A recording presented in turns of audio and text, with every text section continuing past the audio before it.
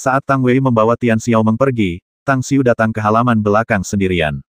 Dia bertemu beberapa kenalan dalam perjalanan ke sini, seperti Patriark keluarga Bai di Provinsi Guangyang, Patriark keluarga Huang dari Provinsi Fukang, dan beberapa wajah yang dikenalnya dalam komunitas bisnis. Tentu saja, ada juga seseorang yang membuatnya tertarik, yang merupakan ayah mertuanya, Mu Jianhua.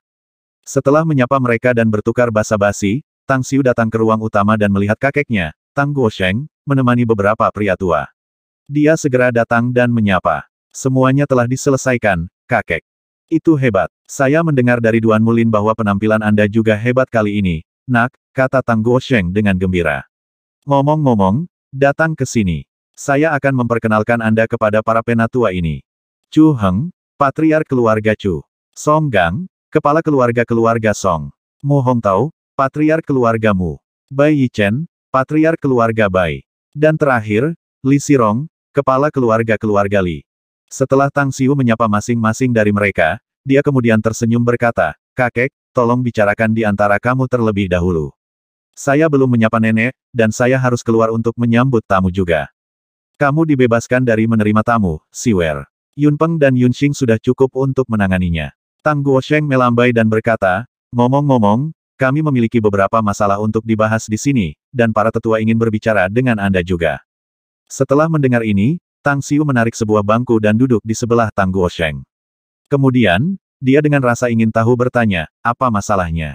Tang Guosheng bertukar pandang dengan orang-orang tua lainnya dan berkata, ada proyek besar yang direncanakan di negara ini baru-baru ini, yang merupakan pembukaan dan pengembangan kota Mang di wilayah barat.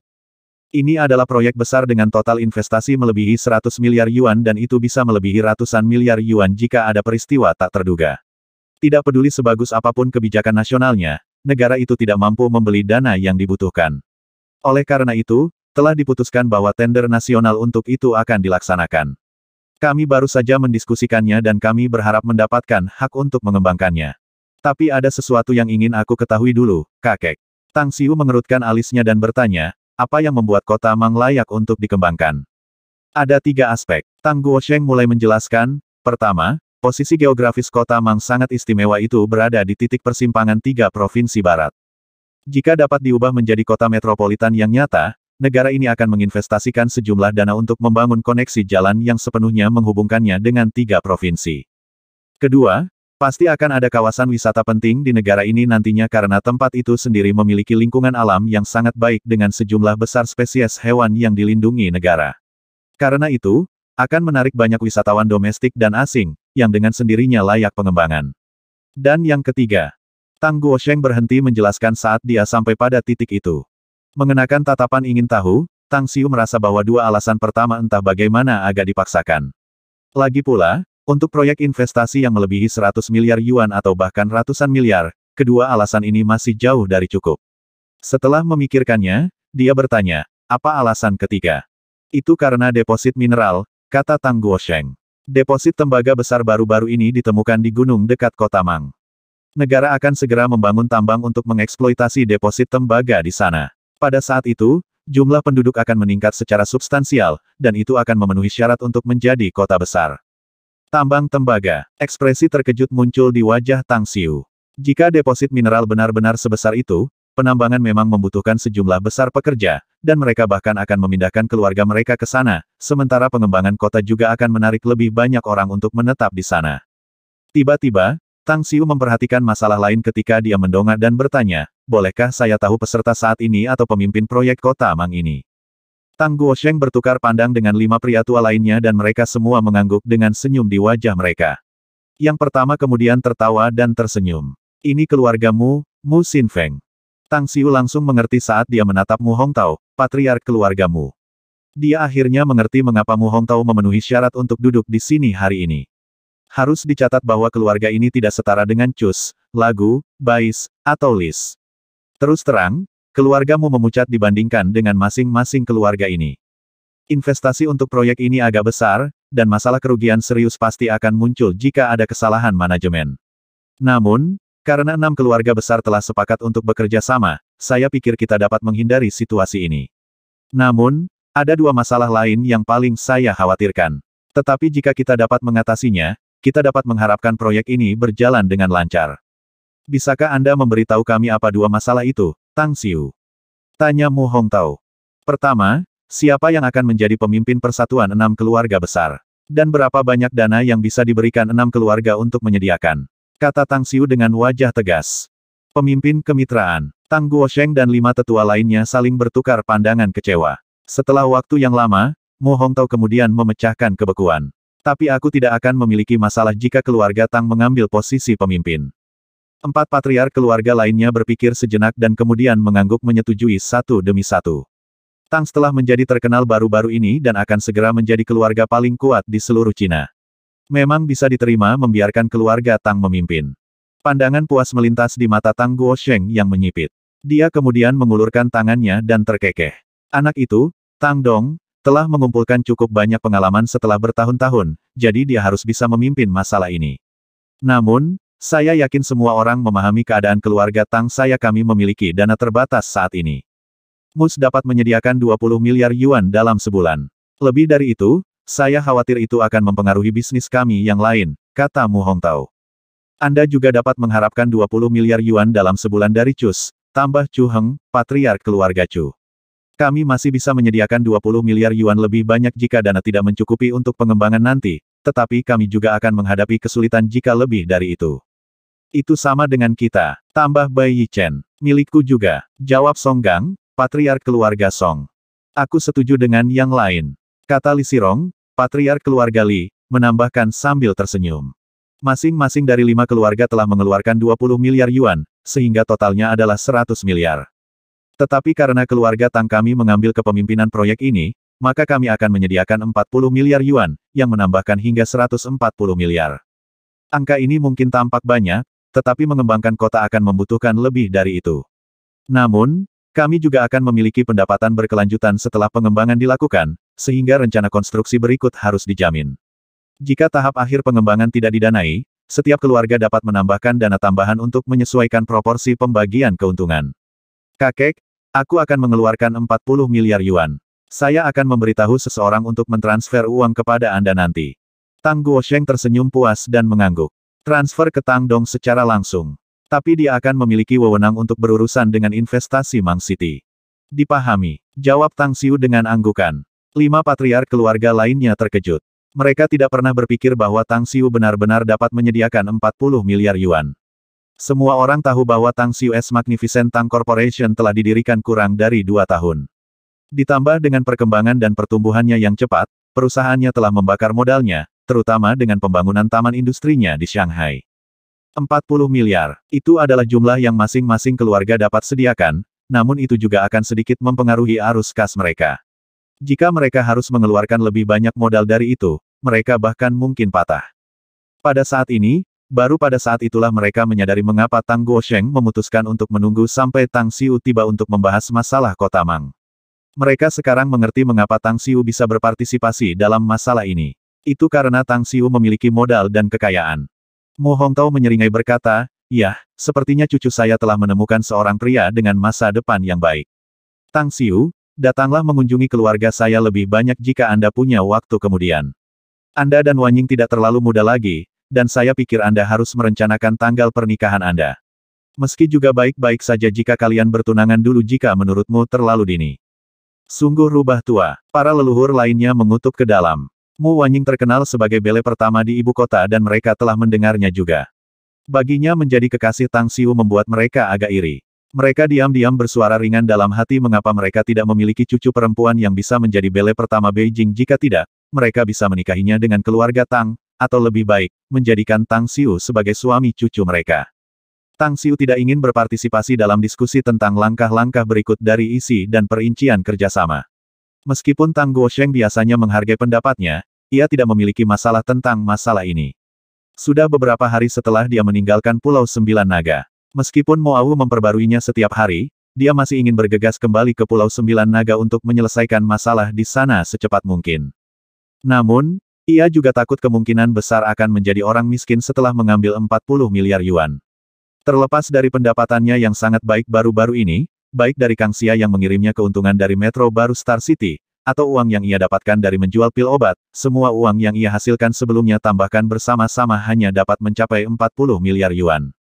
Setelah pergi, Tang Xiu berbalik ke ruang samping dan melihat sekelompok wanita di sana tertawa dan bercanda di sekitar neneknya, Qin Changyue. Senyum tiba-tiba muncul di wajahnya ketika dia menyapa beberapa penatua yang akrab dan mengangguk kepada yang tidak dikenal. Kemudian, matanya tertuju pada Mu Wanying. Tang Xiu, seru Mu Wanying dengan wajah bahagia dan terkejut segera setelah dia melihatnya. Ada yang menarik yang kamu bicarakan dengan nenek? Tanya Tang Xiu tersenyum.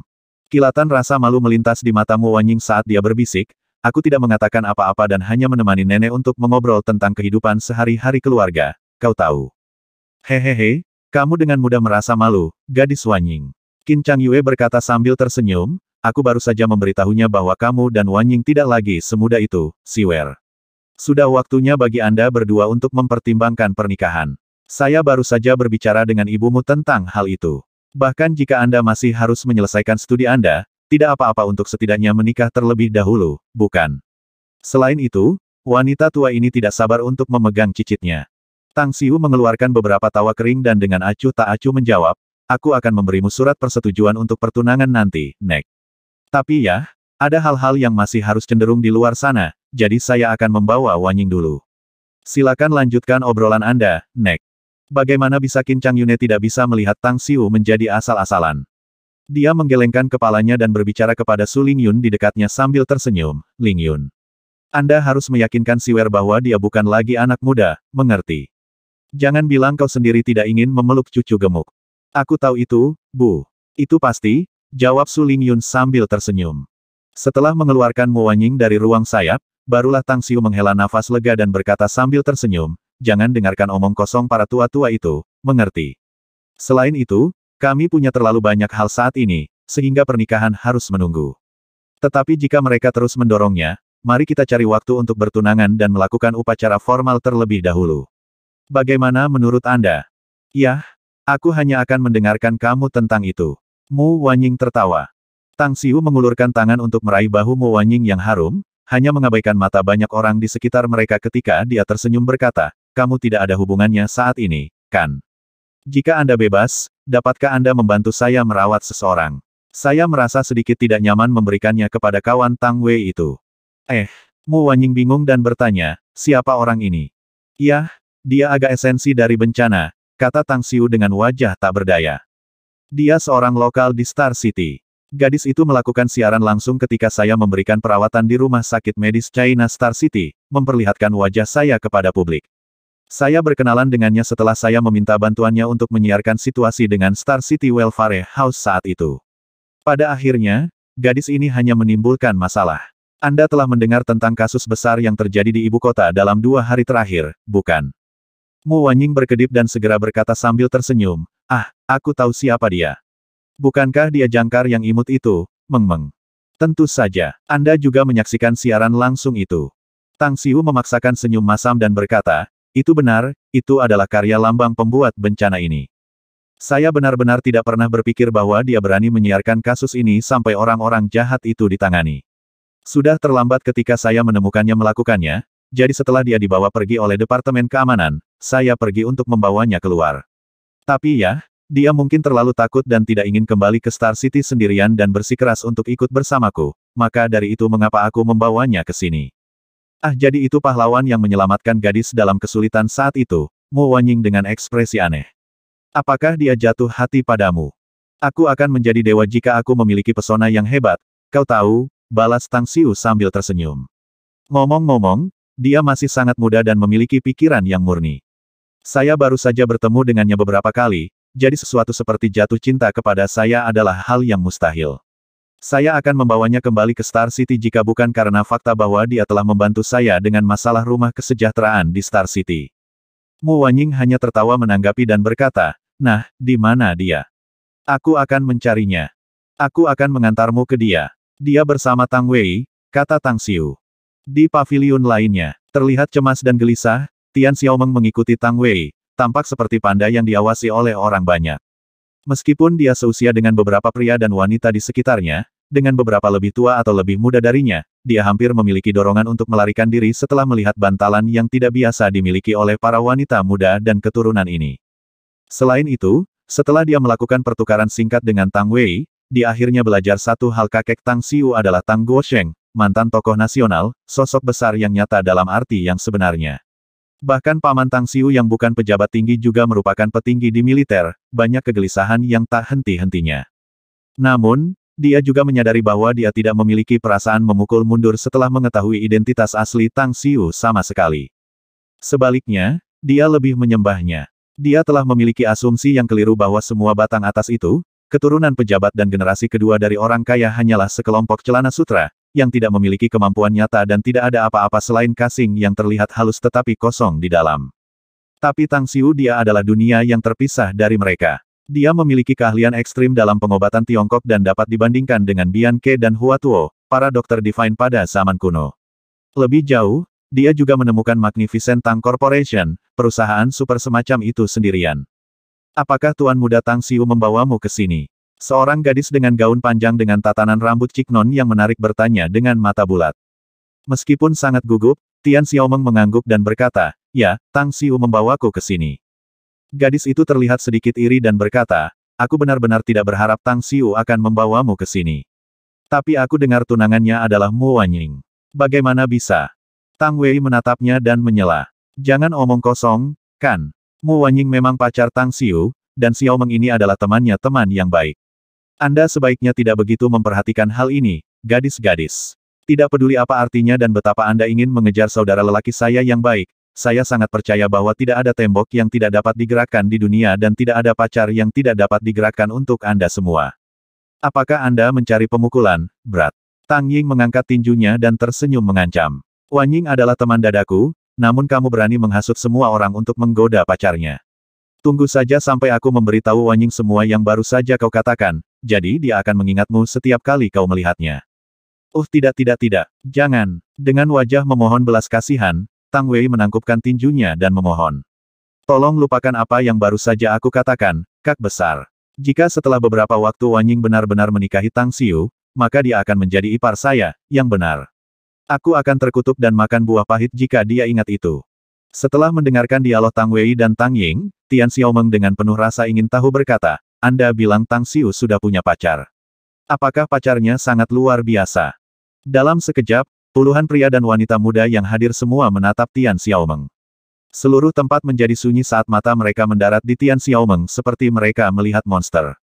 Luar biasa artinya, mereka semua keturunan keluarga terkemuka dan terkemuka. Masing-masing dari mereka menganggap diri mereka sangat baik dan luar biasa.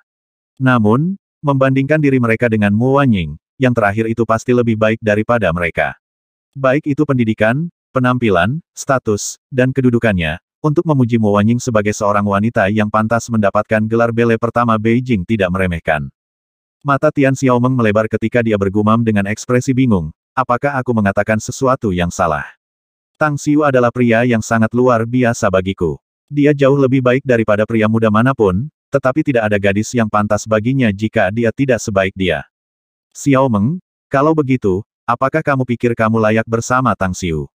Tanya Tang Wei dengan seringai aneh. Tiba-tiba, semua orang juga tersenyum aneh. Tanpa berpikir, Tian Xiaomeng menggelengkan kepalanya. Aku tidak pernah berpikir aku cukup layak untuk bersamanya. Tang Xiu seperti matahari, sedangkan aku seperti bintang di langit. Bagaimana setitik cahaya bintang cocok dengan kecemerlangan matahari? Bagaimana saya bisa berharga darinya? Semua orang di sekitar menghirup nafas panjang.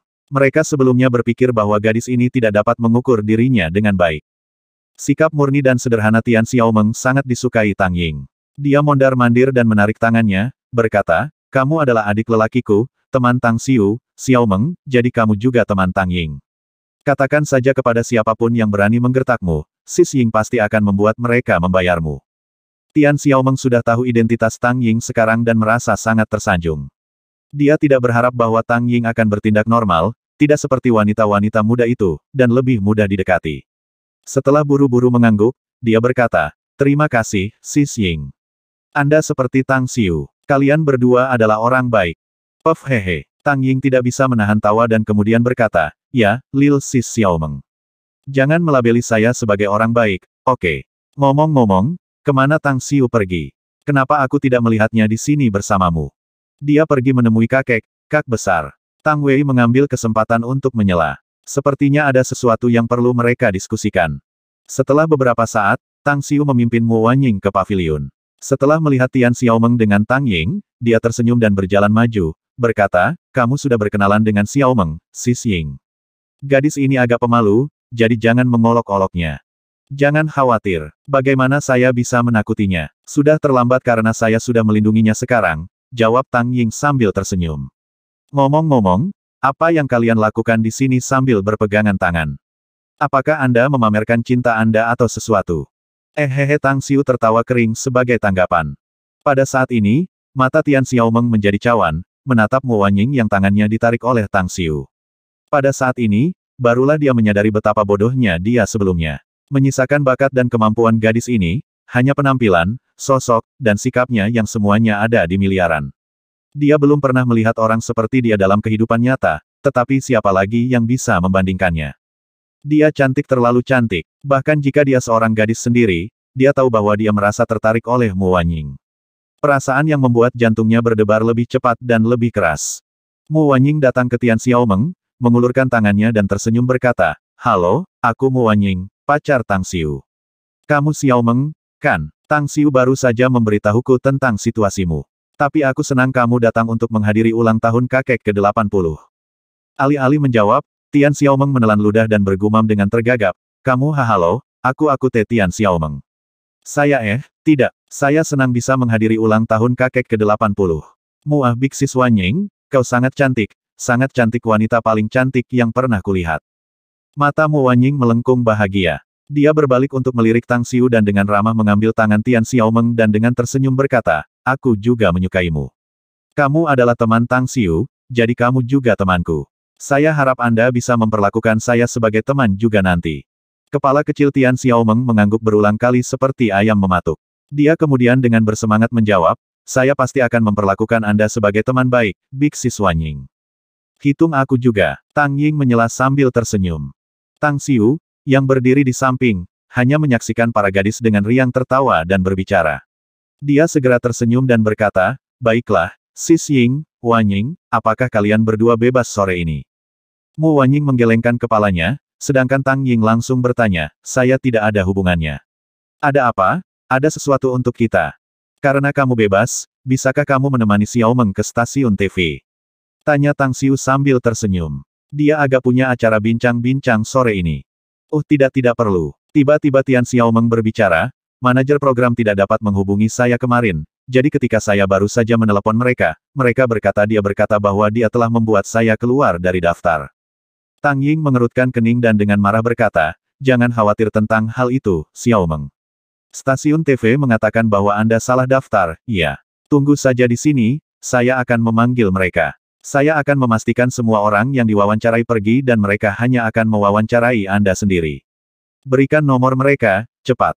Bibir berkedut, Tian Xiaomeng menjawab dengan tergagap, Sis Ying, tidak perlu sejauh itu, kan? Selain itu, tidak masalah jika saya tidak ikut serta. Itu sebabnya karaktermu akan membuatmu mudah diintimidasi, Xiaomeng. Tang Ying memotong. Kamu mengatakan kepada kami bahwa kamu datang ke ibu kota dari Star City untuk diwawancarai, tetapi mereka mengusirmu karena mereka tidak bisa menghubungi kamu kemarin. Itu hanya mengganggu saya. Percayalah padaku dan berikan aku nomornya. Tian Xiaomeng menatap Tang Xiu, terlihat agak malu dan canggung.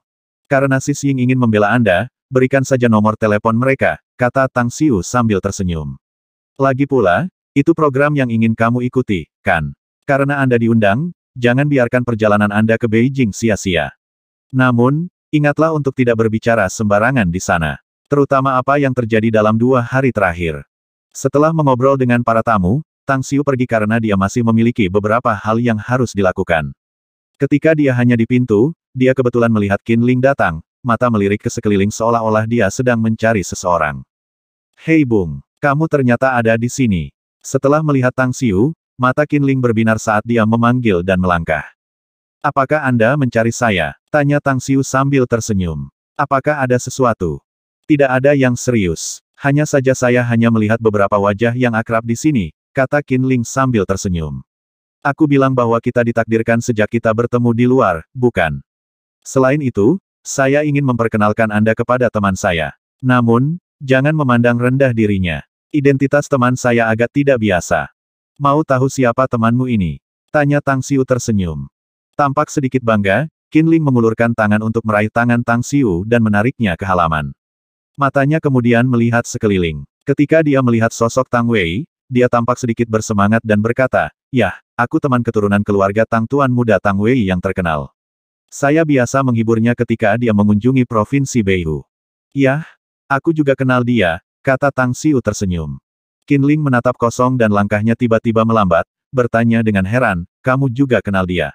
"Ah, benar juga. Saya lupa bertanya kepada Anda. Apa yang keluarga Anda lakukan?" "Beberapa dari mereka adalah pejabat pemerintah dan beberapa adalah pebisnis," kata Tang Xiu sambil tertawa. "Bagi Anda untuk datang ke sini berarti bahwa keluarga Anda memang harus sangat kuat." Qinling mengangguk dan berkata, "Ngomong-ngomong, saya merasa bahwa Anda mengenal saudara saya. Tapi itu tidak masalah karena kita akan berteman nanti." Pada saat ini, Tang Wei juga melihat Tang Xiu dan Qinling. Ada sedikit rasa ingin tahu di wajahnya saat dia bertanya setelah menyapa mereka. "Bagaimana kalian berdua berkumpul di sini, teman-teman? Apakah Anda kenal sebelumnya?" "Tuan Muda Tang, saya baru saja bertemu saudara Tang Xiu di luar hari ini," kata Qinling buru-buru. "Aku pikir dia pria yang baik, jadi aku ingin memperkenalkannya padamu. Aku hanya tidak berharap mendengar dari dia bahwa dia sudah mengenalmu." Hehe, Tang, kami tidak bisa menahan tawa dan menunjuk ke Tang Xiu sambil berkata sambil tersenyum, "Qinling, jangan bilang kau benar-benar tidak tahu siapa dia." Qinling menggelengkan kepalanya dan menjawab dengan wajah bingung, "Aku hanya merasa bahwa dia agak akrab, tapi aku benar-benar tidak tahu siapa dia." "Tuan Muda Tang, Anda. Mengingat usia kita, dia adalah adik lelaki saya. Tetapi jika Anda menghitung kemampuannya, dia adalah kakak laki-laki saya." Tang Wei memotongnya dan berkata sambil tersenyum, "Untuk berpikir bahwa Anda bahkan belum pernah mendengar tentang Tuan Muda keluarga Tang, Tang Xiu sangat tidak terduga. Anda tahu. Belum banyak berita tentang dia yang menyebar belakangan ini." "Tang Xiu, seperti di Tang Xiu dari keluarga Tang." Qinling tertegun dan tercengang. Murid-muridnya berkontraksi dan ketidakpercayaan memenuhi matanya. Dia akhirnya ingat mengapa dia merasa bahwa dia telah melihat Tang Xiu sebelumnya dan mengapa wajahnya terasa agak akrab. Ternyata bahwa dia adalah Tang Xiu yang terkenal dari keluarga Tang. Itu benar. Dia juga dokter divine muda yang terkenal dan pemilik perusahaan Magnificent Tang, Tang Xiu. "Sial, saya baru saja bertemu Tuhan." Qinling mengerang dalam hati. Dia akhirnya menyadari mengapa penjaga tidak memeriksa kredensial Tang Xiu ketika dia masuk sebelumnya. Ternyata dia adalah anggota keluarga Tang. Merasa canggung dan malu pada saat ini, Qinling ingin menemukan lubang untuk menggali dirinya. Benar-benar memalukan waktu yang tepat. Bukankah begitu bodoh baginya untuk memperkenalkannya kepada saudaranya sendiri? Tang Xiu hanya tersenyum tipis melihat wajah canggung Qinling. Dia menepuk pundaknya dan tersenyum berkata, "Adalah kesalahan saya untuk membuat hal-hal begitu kabur, jadi saya membuat saudara Qinling salah paham. Brother Wei, Anda mendapatkan pria yang baik sebagai saudara lelaki, jadi perlakukan dia dengan baik sekarang karena ia telah mengunjungi rumah kami. Saya pergi keluar sejak paman pertama dan paman Yunxing memanggil saya untuk menyambut para tamu." "Diterima." Tang Wei menyeringai dan tertawa. Dia kemudian memeluk bahu Qinling, membawanya ke dalam dan berbicara sambil tersenyum, "Itu adalah kecelakaan kejutan, bukan begitu? Tapi kamu benar-benar beruntung, nak. Saya tidak perlu berbicara tentang kemampuan Tang Xiu, terutama dalam hal membaca orang, karena wawasannya sangat akurat. Dia berkata bahwa kamu pria yang baik, jadi aku akan menjadikannya sebagai temanmu. Ayo jalan-jalan, aku akan mengenalkanmu dengan beberapa teman."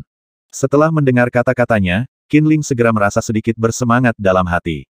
Dia tidak berharap bahwa kecelakaan yang tak terduga akan menghubungkannya dengan Tang Xiu, bahkan mendapatkan persetujuan Tang Wei. Dia jernih tentang kepribadian Tang Wei sebagai seseorang yang matanya selalu melihat ke atas, sehingga membuatnya cukup sulit untuk didekati. Benar-benar keberuntungannya untuk mendapatkan pengakuannya. Beberapa menit kemudian setelah Tang Xiu muncul di luar gerbang halaman, dia melihat paman pertama, Tang Yunpeng dan pamannya yang lain, Tang Yunxing menyapa para tamu. Dia kemudian pergi ke arah mereka setelah mengangguk pada para tamu asing. Tang Yunpeng, yang menyambut para tamu di rumah, melirik Tang Xiu dan bertanya, "Kamu telah bertemu dengan leluhur tua dan mendiskusikan beberapa masalah menarik, bukan?" Tang Xiu mengerti artinya dan mengangguk berkata, "Ya, kami telah beberapa diskusi tentang hal itu. Patriark keluarga Tang akan mengambil posisi pemimpin, meskipun paman Tang Dong akan sangat sibuk nanti. Adapun dana, saya akan menyediakan 40 miliar yuan, jadi itu sudah cukup untuk tahap awal." Mata Tang Yunpeng menyala dan dia memuji dengan jempol. "Untuk berpikir bahwa kamu akan mengeluarkan 40 miliar yuan, kamu sangat kotor, keponakan." Tapi siapa yang mengangkat masalah kepemimpinan? Yah, tidak ada orang tua yang ingin mengangkatnya, yang saya pikir mereka harus merasa bahwa itu tidak pantas di wajah semua orang, maka dari itu mengapa saya langsung mengangkat masalah ini, kata Tang Xiu tersenyum. Jika ada, aku hanya seorang junior, jadi itu bukan masalah tidak peduli seberapa merepotkannya. Kebijaksanaan memang kekuatan yang paling kuat, desah Tang Yunpeng dalam pujian. Aku benar-benar tidak tahu seberapa dalam otakmu, nak. Ngomong-ngomong, Anda telah memberikan kontribusi besar bagi keluarga kami. Apa imbalan yang Anda inginkan? Paman akan melakukan segala yang mungkin dilakukan untukmu. Penghargaan. Tidak perlu untuk itu, Paman, jawab Tang Xiu tersenyum. Hanya saja, aku akan meninggalkan ibu kota ketika pesta ulang tahun kakek selesai. Aku akan keluar negeri untuk berurusan dengan sesuatu setelah mampir di Star City dulu. Aku dengar kamu sibuk dengan hal-hal di luar negeri baru-baru ini. Apa yang membuat Anda sibuk? Tanya Tang Yunpeng dengan rasa ingin tahu. Orang-orang saya telah mengalami konflik dengan beberapa pasukan kultivasi asing dan kami akan segera terlibat dalam perkelahian brutal, kata Tang Xiu. Jika kita berakhir pada pemenang kali ini, kekuatan kultivasi itu tidak akan pernah berani memprovokasi kita lagi. Tapi kita akan menderita kerugian besar jika kalah. Kekuatan kultivasi. Kulit Tang Yunpeng dan Tang Yunxing berubah dan berubah serius. Apakah ada yang bisa kita lakukan, Tang Xiu? Tanya Tang Yunpeng dengan suara berat. Keluarga Tang memiliki angkatan bersenjata sendiri. Meskipun tidak sekuat itu, kami masih memiliki angka di pihak kami. Beritahu kami jika Anda membutuhkan tenaga kerja. Ini bukan masalah besar bagi kita untuk mengisi dengan hidup kita, selama kita bisa memusnahkan semua musuh. Kekuatan para kultivator ini bukanlah sesuatu yang dapat dikalahkan oleh jumlah, Paman. Tang Xiu menggelengkan kepalanya dan berkata, tapi tolong, jangan khawatir. Saya tidak akan mengirim anak buah saya untuk melawan mereka jika saya tidak memiliki jaminan mutlak untuk menang. Sebaliknya, saya berencana untuk menggunakan para pakar kekuatan kultivasi ini untuk melatih anak buah saya. Tang Yunpeng dan Tang Yunxing bertukar pandang, dan ada pandangan aneh di mata mereka. Setelah beberapa waktu, mantan berkata lagi, saya ingin melihat orang-orang yang telah Anda latih jika Anda punya waktu, Siwer. Tidak apa-apa, tapi kita tidak bisa pergi ke sana untuk sementara waktu. Tang Xiu mengangguk dan menjelaskan, tunggu sampai kita sudah mengurus hal-hal di sana, maka kamu dapat mengunjungi tempat itu. Kalau tidak, saya tidak bisa menjamin keselamatan Anda. Saya mengerti. Tang Yunpeng mengangguk dan berkata, selain itu, saya perlu melamar pemimpin tertinggi di atas jika saya ingin pergi ke luar negeri mengingat identitas saya saat ini. Akan sangat sulit untuk pergi ke luar negeri dalam waktu dekat. Tak lama kemudian, Tang Xiu menemani Tang Yunpeng dan Tang Yunxing untuk menyambut para tamu. Ada banyak tamu yang datang untuk merayakan ulang tahun ke-80 Tang Guosheng karena dia juga adalah patriark lama keluarga Tang. Itu juga alasan bagi mereka yang bahkan memiliki sedikit kualifikasi untuk melakukan segala yang mereka bisa untuk menghadirinya. Saat tengah hari mendekat, Tang Yunpeng dan Tang Yunxing kembali ke paviliun pusat, sementara Tang Xiu berjalan-jalan di luar dengan tangan di sakunya. Dia perlu mengamati situasi di sekitarnya. Dia berencana untuk masuk ke dalam dan mengambil bagian dalam pesta perayaan kakeknya jika tidak ada masalah. Sejak Yaos dihancurkan olehnya, dia sangat jelas bahwa akan ada keluarga terkemuka lainnya yang akan menjadi musuh potensial.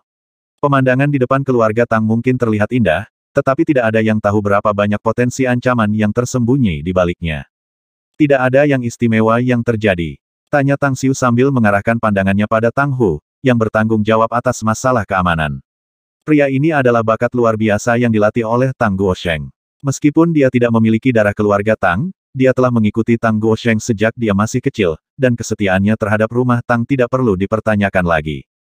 Tang Hu menggelengkan kepalanya dan menjawab, tidak ada apa-apa. Semua tamu yang memenuhi kriteria masuk semuanya masuk ke dalam, dan mereka yang tidak pergi. Tapi ada apa dengan kriteria ini?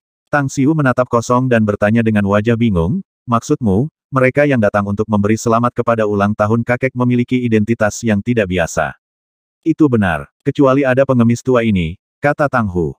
Pengemis tua, wajah Tang Xiu sedikit berubah dan dia bertanya lagi, di mana dia? Tang Hu menunjuk ke mulut gang di kejauhan dan berkata, saya baru saja meninggalkan tempat itu 40 menit yang lalu. Dia seharusnya sudah pergi sekarang. Mengangguk sebagai tanggapan, Tang Xiu kemudian berjalan ke mulut gang. Kulitnya tiba-tiba bergeser saat dia mengarahkan pandangannya ke jalan puluhan meter jauhnya. Ada seorang lelaki tua dengan pakaian compang camping dan seorang gadis berusia 5 tahun lebih duduk dengan tenang di sebelahnya. Setelah berjalan ke arah mereka, Tang Xiu menatap lelaki tua dan gadis kecil itu. Dia segera mengerutkan alisnya dan berkata, "Orang tua, apakah Anda di sini untuk pesta ulang tahun?" Pria tua itu mendongak dan mengangguk pahit. "Tepat sekali. Sangat disayangkan bahwa saya tidak bisa masuk. Mereka yang bisa menghadiri pesta itu, selain dari kerabat keluarga Tang, adalah orang-orang terhormat dan orang-orang dengan status yang cukup. Apakah Anda mungkin terkait dengan keluarga Tang, baik yang terkait dengan saudara atau teman mereka?" Pria tua itu terdiam beberapa saat. Dia kemudian berbalik untuk melihat gadis kecil itu dengan sedikit enggan sebelum dia mengangguk dan berkata, "Aku tidak tahu apakah aku punya hubungan atau tidak. Tapi aku punya alasan. Sayang, ini demi anak ini dan harapan kecil yang ingin saya temui. Tapi saya tidak pernah berpikir." Mata Tang Xiu menyapu beberapa bekas luka di leher pria tua itu dan akhirnya tetap di pipi kirinya. Baru pada saat itulah dia menyadari bahwa lelaki tua ini telah kehilangan telinga kirinya. Lebih jauh, dia juga memperhatikan bahwa orang tua ini mengeluarkan ki kematian dan kemungkinan besar akan mati. "Bisakah Anda memberitahu saya identitas Anda, lansia? Aku mungkin bisa membawamu ke dalam." Pria tua itu tampak terkejut dan mengamati Tang Xiu sebentar. Kemudian, dia memaksakan senyum dan berkata, "Saya mengikuti pemimpin lama selama 13 tahun sejak saya berusia 10 tahun sampai saya pergi karena alasan khusus ketika saya berusia 23 tahun. Sekarang saya berusia 73 tahun, saya tidak pernah melihatnya selama 50 tahun. Saya bahkan tidak tahu apakah pemimpin lama masih mengingat saya. Apakah pemimpin tua ini orang dari keluarga Tang yang merayakan hari ulang tahunnya hari ini?" tanya Tang Xiu. Pria tua itu mengangguk sebagai jawaban. Tangannya yang sedikit gemetar mengeluarkan setengah bungkus rokok kusut dari sakunya dan kemudian mengeluarkan satu dari dalam. Tepat ketika dia akan menyalakannya, dia tiba-tiba sepertinya mengingat sesuatu. Diam-diam menggelengkan kepalanya, dan hanya memandang rokok dengan linglung. Tidak ada sepatah kata pun keluar dari mulutnya karena ia tampaknya terjebak dalam lamunan masa lalunya. "Orang tua, kurasa aku bisa menebak sesuatu darimu. Tetapi kondisi Anda saat ini kemungkinan tidak baik," kata Tang Xiu. Pria tua itu kembali sadar dan menatap Tang Xiu, menjawab tanpa daya, "Saya tahu bahwa saya baru setengah jalan menuju peti mati dengan napas terakhir saya." "Itu benar, adik laki-laki. Jika Anda dapat membantu saya, sampaikan kata-kata saya kepada pemimpin lama. Sangat disesalkan bahwa saya tidak bisa melihatnya lagi dalam kehidupan ini, tapi tolong ikut aku, orang tua. Aku akan menerimamu." Tang Xiu memotongnya. Orang tua itu menjadi tertegun. Dia berdiri dengan susah payah dan bertanya dengan penuh harapan, kamu benar-benar bisa membawa kami?" "Itu benar," jawab Tang Xiu. Air mata mengalir dari mata orang tua itu. Dia buru-buru mengangguk dan menarik gadis kecil itu ke atas. Kemudian, dia berkata, "Apakah kamu mendengar itu? Keinginan dan harapan terakhir kakek masih ada di sana." Mendukung orang tua itu, Tang Xiu tidak mengatakan apa-apa dan membawa mereka ke bagian dalam halaman di bawah pengawasan Tang Hu dan banyak penjaga. Segera setelah itu, mereka datang ke bagian paling dalam dari kediaman, mengumpulkan mata penasaran dari banyak orang karena pakaian pria tua itu. Tang Guosheng, yang duduk di kamar dan mengobrol dengan beberapa orang tua, tiba-tiba melihat putranya, Tang Yunpeng, datang dari luar. Dia tersenyum padanya dan bertanya, "Bagaimana di luar, Yunpeng?" "Sebagian besar tamu telah datang, ayah," jawab Tang Yunpeng, "namun, Siwer membawa seorang lelaki tua dan seorang anak dari luar. Dia mengatakan bahwa pria tua ini ingin melihatmu." "Seorang pria tua dan seorang anak." Tang Guosheng bingung dan bertanya, "Apakah kamu tahu siapa orang tua itu?" "Aku tidak tahu. Tapi dia terlihat seperti orang tua biasa yang memberikan pakaiannya." Tang Yunpeng menggelengkan kepalanya. Tang Guosheng memikirkannya sebelum bangun dan berkata, "Selalu ada hal-hal yang tidak memenuhi mata untuk semua yang dilakukan Siwer. Ayo pergi dan melihat-lihat karena kamu tidak mengenalnya." Setengah menit kemudian, ketika Tang Guosheng melewati pintu, matanya tertuju pada lelaki tua itu beberapa meter jauhnya. Tiba-tiba matanya menatapnya dan mengamati raut wajah pria tua itu, yang samar-samar dia kenal, tetapi dia tidak bisa mengingat siapa dia. "Kamu adalah..." Tang Guosheng menghampiri pria tua itu. Dia segera merasa bingung ketika melihat wajah yang terakhir yang penuh kegembiraan dengan dua garis air mata menetes di wajahnya yang keriput. Pria tua itu melepaskan diri dari tangan menopang Tang Xiu. Dia juga mengendurkan tangan gadis kecil itu. Tubuhnya menggigil ketika dia mondar-mandir 2 langkah ke depan dan berlutut di depan Tang Guosheng di bawah mata semua orang. "Aku tidak bisa menerimanya." Meskipun Tang Guosheng tidak bisa mengenali pria tua di depan, dia masih bergegas untuk meraih tangannya untuk menopangnya. Lelaki tua itu menghindari tangan Tang Guosheng dan terus berlutut ketika dia berbicara dengan suara tercekat, "Seorang saudara seperti seorang ayah. Karena bisa melihat pemimpin lama sebelum mati, Zicheng tidak memiliki penyesalan lagi dalam hidup ini. Jantung Tang Guosheng berdebar saat titik terlembut di hatinya sepertinya tersentuh. Matanya berputar tiba-tiba dengan rasa tidak percaya meluap dari dalam. Semua orang yang hadir dengan mata yang tajam dapat melihat bahwa tubuhnya sedikit bergetar. Kamu Zicheng. Apakah Anda Zuo Zicheng? Pria tua itu mendongak dengan mata glazet kaca dan menangis. Kamu masih ingat aku? Tang Guosheng tiba-tiba berjongkok di lantai dan memeluk pria tua itu dengan air mata yang mengalir dari matanya. Suaranya bergetar ketika dia berseru, Kamu apa kamu benar-benar Zicheng? Kamu. Ini aku. Ini benar-benar aku, seru lelaki tua itu dengan suara tangis. Tang Guosheng tiba-tiba melepaskan pria tua itu. Dia langsung melangkah mundur dengan wajah glazet kaca, menatap lelaki tua itu dan menamparkan wajahnya di bawah mata semua orang yang waspada. Dia menunjuk hidungnya dan mengutuk dengan marah. Kemana perginya kamu selama bertahun-tahun ini, bajingan? Berbicara, katakan padaku, dari mana saja kamu? Di barat, Uglei, jawab pria tua itu dengan isakan. Kulit Tang Guosheng memucat seperti lembaran. Dia memandang lelaki tua itu dengan tak percaya, tidak mampu menahan air matanya yang mengalir. Dia menerjang ke arahnya, memeluknya lagi dan terisak. Anda orang menyebalkan. Siapa yang menyuruhmu kembali ke sana? Siapa yang menyuruhmu berjaga di sana untuk orang tua ini? Bajingan, apakah Anda tahu betapa sulitnya saya telah mencari Anda selama ini? Dari selatan ke utara, dari timur ke barat, saya telah mengirim orang untuk mencari Anda, tidak meninggalkan apapun yang terlewat di seluruh Tiongkok, namun saya tidak akan pernah bisa menemukan Anda. Tubuh lelaki tua itu tiba-tiba bergetar. Aliran darah mengalir dari sudut mulutnya, meskipun dia tampaknya tidak menyadarinya. Dia menggelengkan kepalanya dan berkata, Zicheng telah menjadi pria cacat dan tidak lagi bisa melindungi Anda. Tapi Zicheng masih ingat tanah Uglei yang telah ternoda oleh darah Yundi di sana. Yundi. Pada saat ini, Tang Guoshu, Tang Guoxing, Tang Yunpeng, Tang Yunde, Tang Min, dan bahkan Tang Dong, Tang Yan, dan Tang Yunxing di halaman tampak terkejut. Yang lain mungkin tidak tahu nama ini, tetapi mereka sangat jelas siapa Yundi. Terutama Tang Guoshu, Tang Guoxing dan Tang Yunpeng, yang kepalan tangannya erat pada saat ini. Faktanya, Tang Yunpeng bukan putra sulung Tang Guosheng. Itu Tang Yundi. Namun, ketika yang terakhir baru berusia 7 tahun, ia tewas dalam pertempuran Uglei di barat. Tang Guosheng dan Zuo Zicheng menangis di bahu satu sama lain untuk waktu yang lama sebelum akhirnya tenang. Setelah Tang Guosheng membantu Zuo Zicheng naik, dia melihat darah di mulutnya dan wajahnya tiba-tiba berubah. Dia berbalik untuk melihat Tang Yunpeng dan berkata, apa yang kamu lihat? Temukan dokter. Panggil semua dokter ke sini dengan cepat. Zuo Zicheng menggelengkan kepalanya dan menghentikannya. Wajahnya berseri-seri sambil tersenyum ketika dia berkata, tolong jangan repot-repot peduli dengan orang tua yang lelah ini dengan mengganggu para dokter, pemimpin tua. Saya sangat jelas dengan kondisi saya sendiri. Saya sudah sangat puas karena bisa kembali ke ibu kota dan tampil di depan Anda. Kamu bagaimana kamu kata Tang Yunpeng buru-buru dengan murid yang menyusut. Hati dan paru-paruku telah terluka oleh orang menyebalkan itu, kata Zuo Zicheng sambil tersenyum. Bahkan seorang dewa emas yang berprestasi tidak akan bisa menyelamatkan saya. Karena anak inilah saya dapat bertahan dan sekarang berada di depan Anda. Niu, panggil dia kakek-kakek Tang. Gadis kecil itu berteriak, kakek Tang. Tang Guosheng mengangguk padanya dan bertanya, Zicheng, anak ini. Apakah Anda masih ingat teman bermain Yundi, Little Yingzi, pemimpin tua? Dia adalah cucu Yingzi kecil, kata Zuo Zicheng. Orang tuanya meninggal ketika dia berusia 2 tahun dan saya sudah merawatnya sejak itu. Tapi sekarang saya sekarat dan saya benar-benar khawatir tentang anak ini. Bisakah Anda membawanya dan membesarkannya, pemimpin tua? Wajah tampan milik putranya muncul di benak Tang Guosheng, bersama teman bermainnya, Yingzi kecil. Sudah bertahun-tahun dan dia tidak berharap untuk melihat keturunannya hari ini.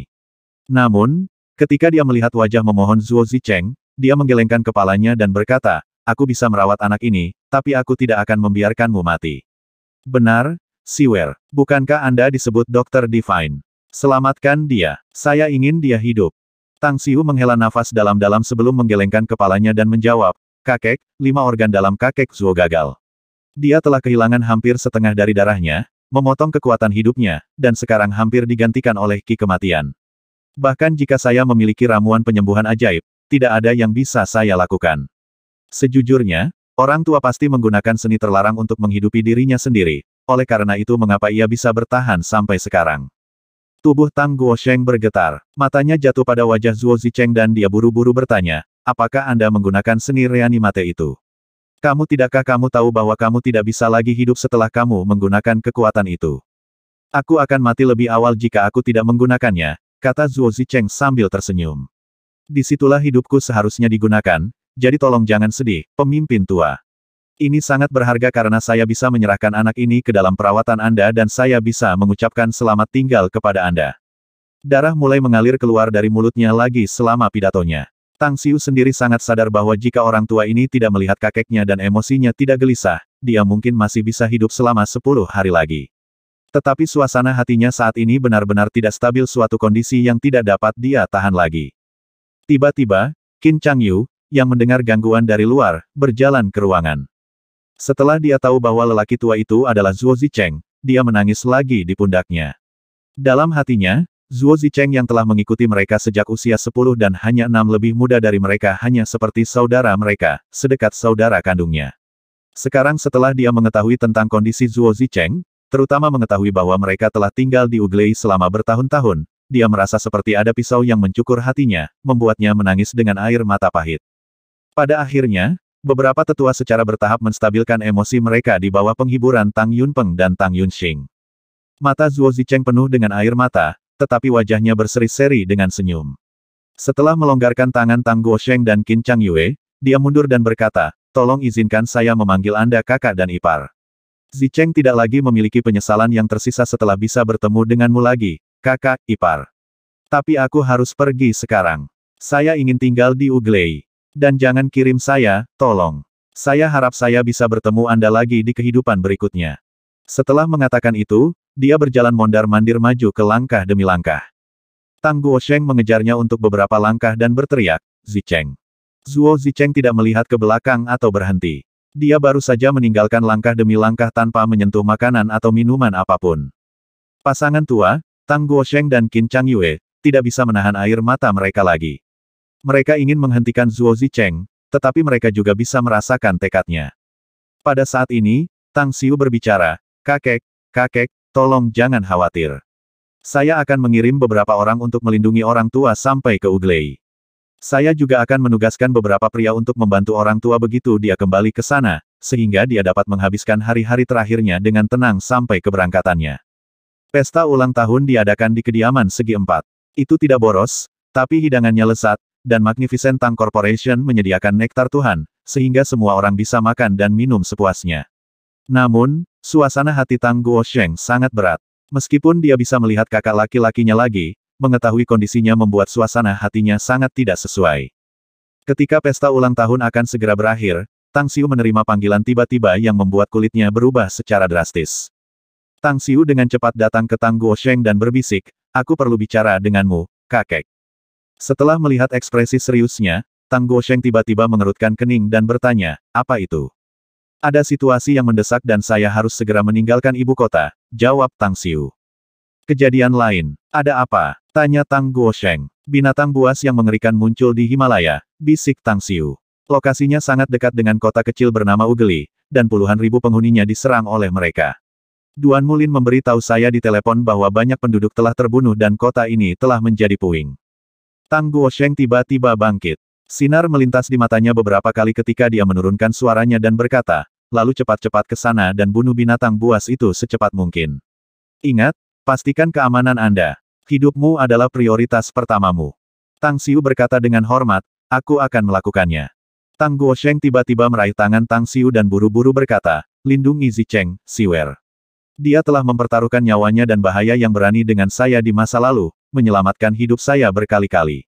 Aku sudah mati berkali-kali kalau bukan karena dia. Tidak peduli seberapa besar harganya, saya harus menjamin keselamatannya. Biarkan saja dia mati dengan tenang di ranjangnya di usia tua. Tang Xiu mengangguk dan berkata, aku akan melakukannya. Tak lama setelah itu, Tang Xiu menghubungi murid-murid Tang Sekte yang dikirim. Keluarga Tang membutuhkan ahli nyata untuk menjaga mereka, jadi dia mengirim lebih dari 10 murid untuk menjaga Tang setelah dia mendirikan Tang Sekte. Itu adalah salah satu tugas yang ditugaskan kepadanya. Hentikan orang tua itu dan tunggu aku. Setelah menutup telepon, dia buru-buru pergi dengan terburu-buru dengan kelompok 5 Tang 28. Ketika dia tiba di stasiun kereta dan melihat wajah bingung Zuo Zicheng, dia memaksakan senyum dan berkata, "Kakek Zuo, bukan Granda yang mengirim saya ke sini. Tetapi saya menerima pemberitahuan bahwa beberapa binatang buas telah muncul di Ugeli dan membunuh banyak orang. Adalah tugas saya untuk pergi ke sana dan menghilangkannya. Kebetulan Anda harus kembali, lansia. Jadi, kita pergi ke sana bersama-sama dan saling menjaga satu sama lain di sepanjang jalan." Ekspresi pahit muncul di wajah Zuo Zicheng saat dia menghela nafas.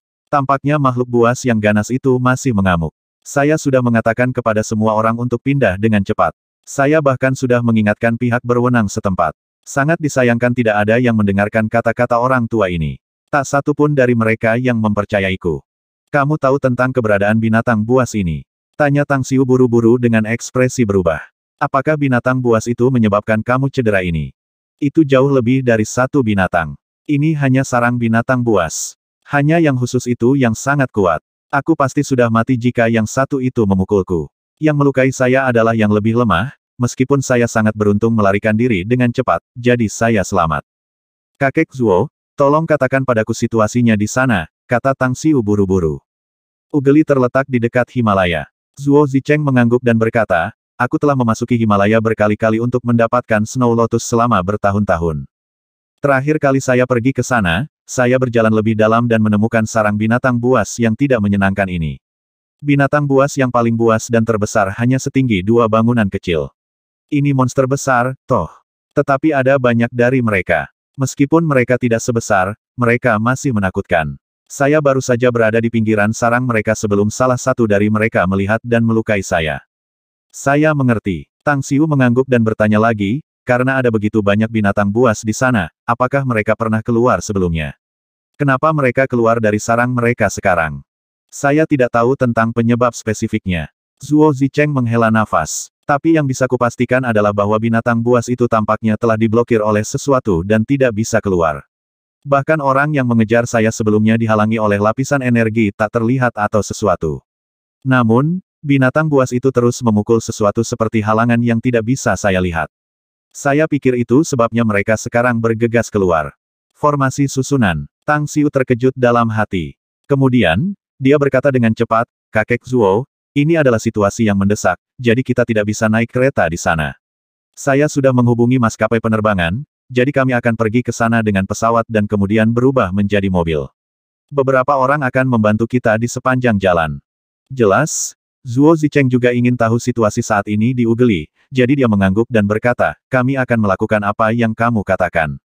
Setelah 1 hari penuh berlalu, Tang Xiu dan yang lainnya bergegas untuk mengejar bahkan meminta bantuan dari helikopter militer garnisun setempat. Mereka akhirnya tiba pada siang hari berikutnya ke kota dekat puncak Himalaya yang tertutup salju kota Ugeli. Surga, bagaimana itu berubah seperti ini? Setelah melihat situasi saat ini di Ugeli, wajah tua Zuo Zicheng penuh dengan rasa tidak percaya. Kota Ugeli benar-benar telah berubah menjadi reruntuhan. Semua prajurit dan warga sipil yang selamat dari binatang buas yang mengamuk telah dipindahkan keluar sementara perusahaan garnisun telah ditempatkan untuk mempertahankannya. Tang Xiu. 2 sosok berkedip dari kejauhan dan dengan cepat muncul di depan Tang Xiu. Itu Zulong dan Aqua Babe, yang wajahnya sangat serius. Cedera tampak pada tubuh mereka dengan noda darah yang mewarnai pakaian mereka. "Bagaimana situasi saat ini di sini?" Tang Xiu buru-buru bertanya, "Apakah Anda berkelahi dengan binatang buas itu?" "Sedih. Benar-benar menyedihkan," kata Zulong dengan wajah pahit. "Hanya statistik korban saat ini saja, ribuan orang telah terbunuh dan ribuan lainnya terluka. Selain itu, kami telah berselisih dengan binatang buas itu, tetapi situasinya tidak optimis. 4 rekan kami dari Biro Kemampuan Khusus telah tewas dalam pertempuran dan lusinan lainnya terluka. Bagaimana dengan nomor mereka? Ada berapa banyak binatang buas di sana?" tanya Tang Xiu. "Kami tidak tahu. Jumlah binatang buas yang muncul setinggi 1000, jawab Zulong. "Ada juga yang sangat mengerikan. Lebih jauh, ada juga munculnya binatang buas dari waktu ke waktu, jadi sangat sulit untuk menghitung jumlahnya." Tang Xiu mengangguk dan bertanya lagi, "Bagaimana dengan Duanmu senior?" "Dia sudah memasuki Himalaya dengan kelompok besar untuk membuat garis blokade," kata Zulong. "Ikut dengan kami. Aku akan membawamu ke sana." "Zulong, Anda menyelesaikan kakek Zuo pertama," kata Tang Xiu. "Dia orang lokal di sini, tapi dia juga kerabat keluarga Tangku yang seperti saudara lelaki kakekku." Setelah mendengar kata-kata Tang Xiu, Zuo Zicheng merasa sangat hangat di dalam. Tetapi dia melambaikan tangan dan berkata, "Jangan khawatirkan aku. Lakukan saja apa yang harus Anda lakukan. Selain itu, Anda harus menjaga keselamatan orang-orang, tetapi Anda harus memperhatikan keselamatan Anda sendiri." Tang Xiu ragu-ragu sejenak dan kemudian mengangguk. "Kalau begitu tolong perhatikan keselamatanmu sendiri, kakek Zuo." "Tang Xiu, biarkan kelima anak ini tetap di sini juga." Zhu Long menyela. "Di dalamnya tidak aman. Kami tidak memiliki tenaga tambahan untuk melindungi mereka jika makhluk buas itu muncul lagi." "Tidak, mereka tidak membutuhkan perlindungan. Ayo berangkat." Tang Xiu menggelengkan kepalanya. Mendengar jawabannya membuat Zhu Long terlihat agak tidak berdaya. Dia benar-benar tidak tahu mengapa Tang Xiu membawa 5 anak yang mungkin berusia kurang dari 10 tahun. Setelah setengah jam, kelompok itu telah melewati puncak bersalju dan memasuki kedalaman pegunungan. Segera setelah itu, sebuah tenda militer muncul di garis pandang Tang Xiu.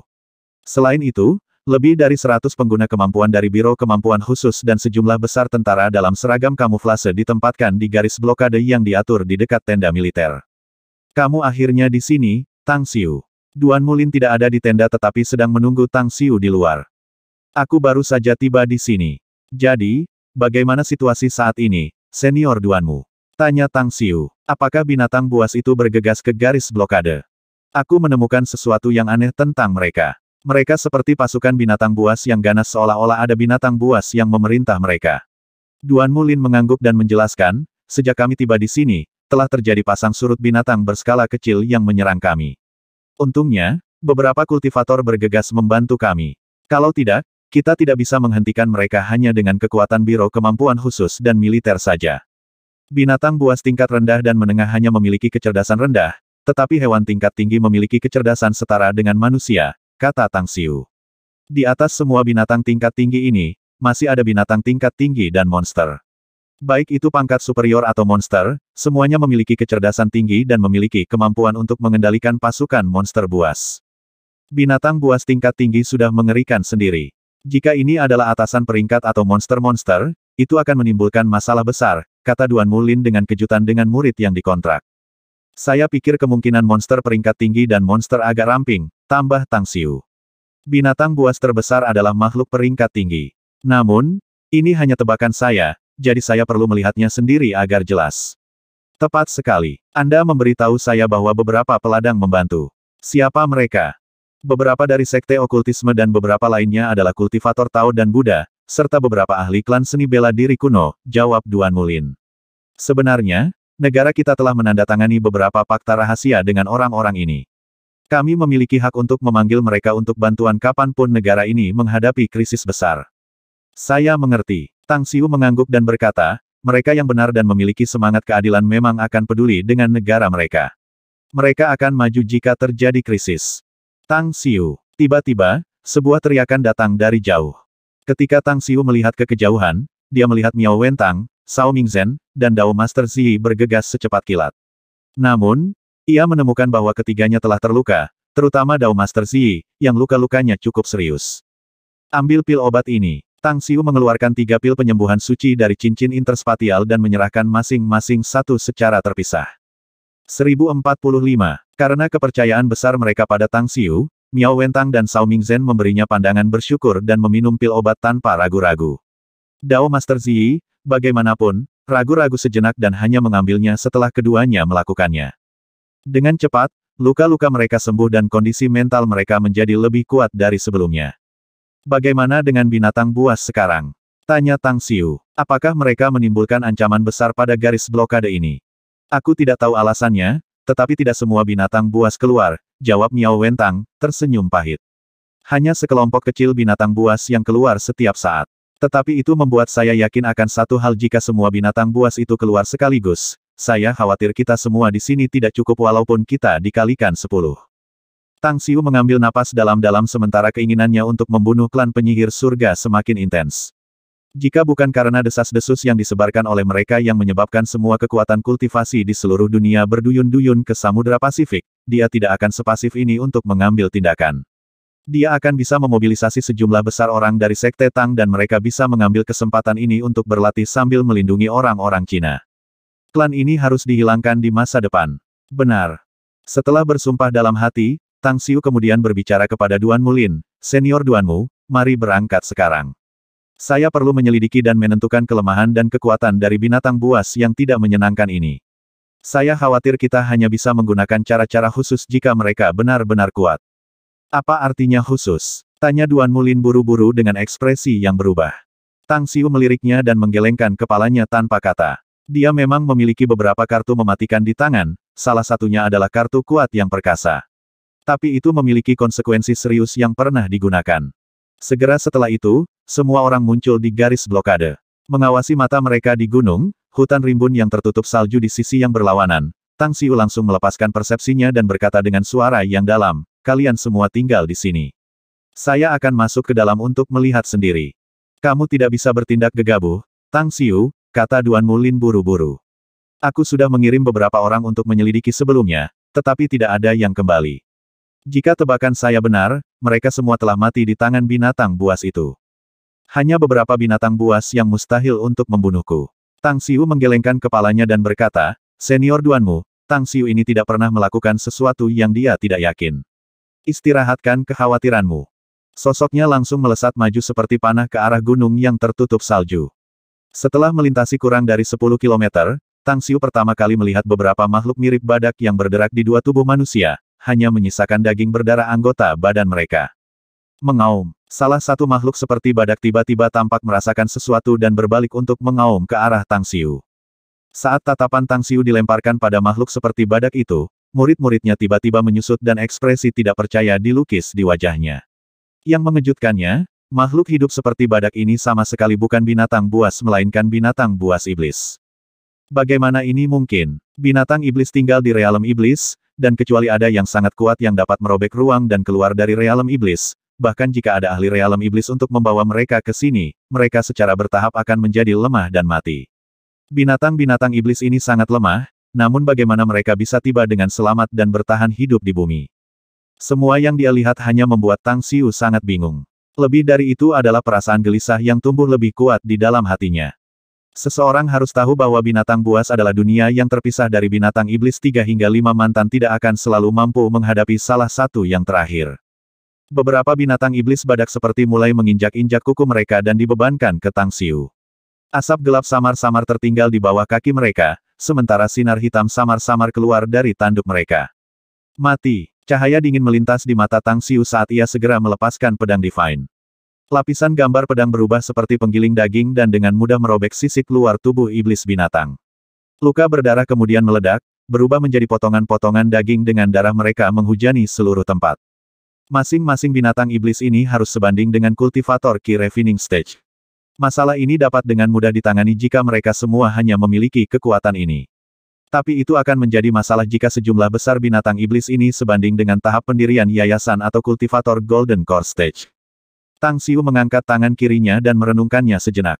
Dia memiliki beberapa jenis kartu di tangannya sebagai kartu akhir.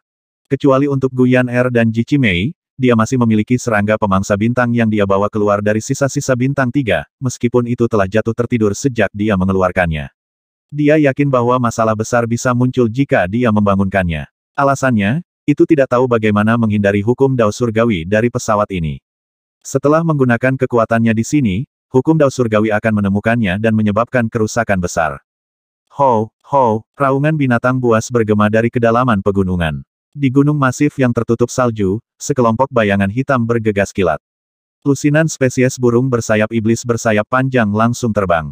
Meskipun mereka terbang pada ketinggian yang sangat rendah, mereka masih jauh lebih cepat daripada binatang iblis yang menjalankan lainnya. Saya harus pergi. Tang Xiu menyingkirkan pedang Divine dan mundur tanpa ragu-ragu. Kecepatannya lebih cepat daripada puluhan spesies burung binatang buas. Tidak lama setelah dia kehilangan mereka, barulah dia kembali ke garis blokade. Tang Xiu, Duan Mulin dan yang lainnya melangkah untuk menyambutnya, kekhawatiran di wajah mereka berangsur-angsur surut. Ini merepotkan. Tang Xiu memaksakan senyum dan berkata, makhluk di pegunungan itu sama sekali bukan binatang buas. Bagaimana mereka bisa memiliki kekuatan dan kecepatan jika mereka bukan binatang buas?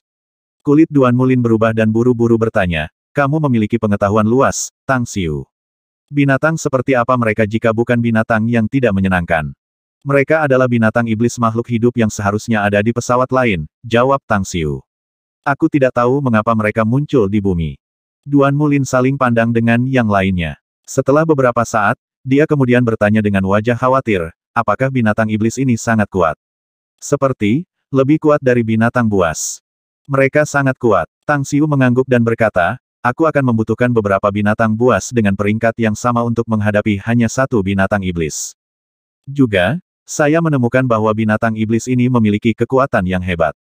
Saya baru saja membunuh beberapa dari mereka yang sebanding dengan kultivator Key Refining Stage, tetapi raungan mereka juga menarik ratusan lainnya dari kedalaman. Saya telah mengamati mereka dan memutuskan bahwa setidaknya ada beberapa yang harus setara dengan para peladang di tahap pendirian yayasan. Mendesis. Trio Miao Wentang, Cao Mingzhen, dan Dao Master Ziyi menarik napas dingin, tampak terkejut dan takjub, serta merasakan dinginnya duri mereka. Harus dicatat bahwa kekuatan Dao Master Ziyi hanya pada tahap pertengahan yayasan pendirian setelah berkultivasi selama bertahun-tahun, ditambah fakta bahwa ia telah mendapatkan pil obat dari Tang Xiu. Miao Wentang dan Cao Mingzhen, di sisi lain, memiliki kekuatan pada tahap akhir dari pendirian yayasan. Namun, bahkan seekor harimau pun tidak bisa melawan sekawanan serigala. Jika jumlah binatang iblis benar-benar dalam ratusan, hanya beberapa dari mereka tidak akan bisa menghadapi mereka. Selain itu, ada ribuan binatang iblis di pegunungan ini. Begitu mereka berubah menjadi binatang buas, garis blokade yang baru saja mereka tentukan pasti akan mudah hancur. Pada saat itu, mereka akan membanjiri masyarakat manusia, dan neraka akan terlepas, mengubah dunia manusia menjadi api penyucian.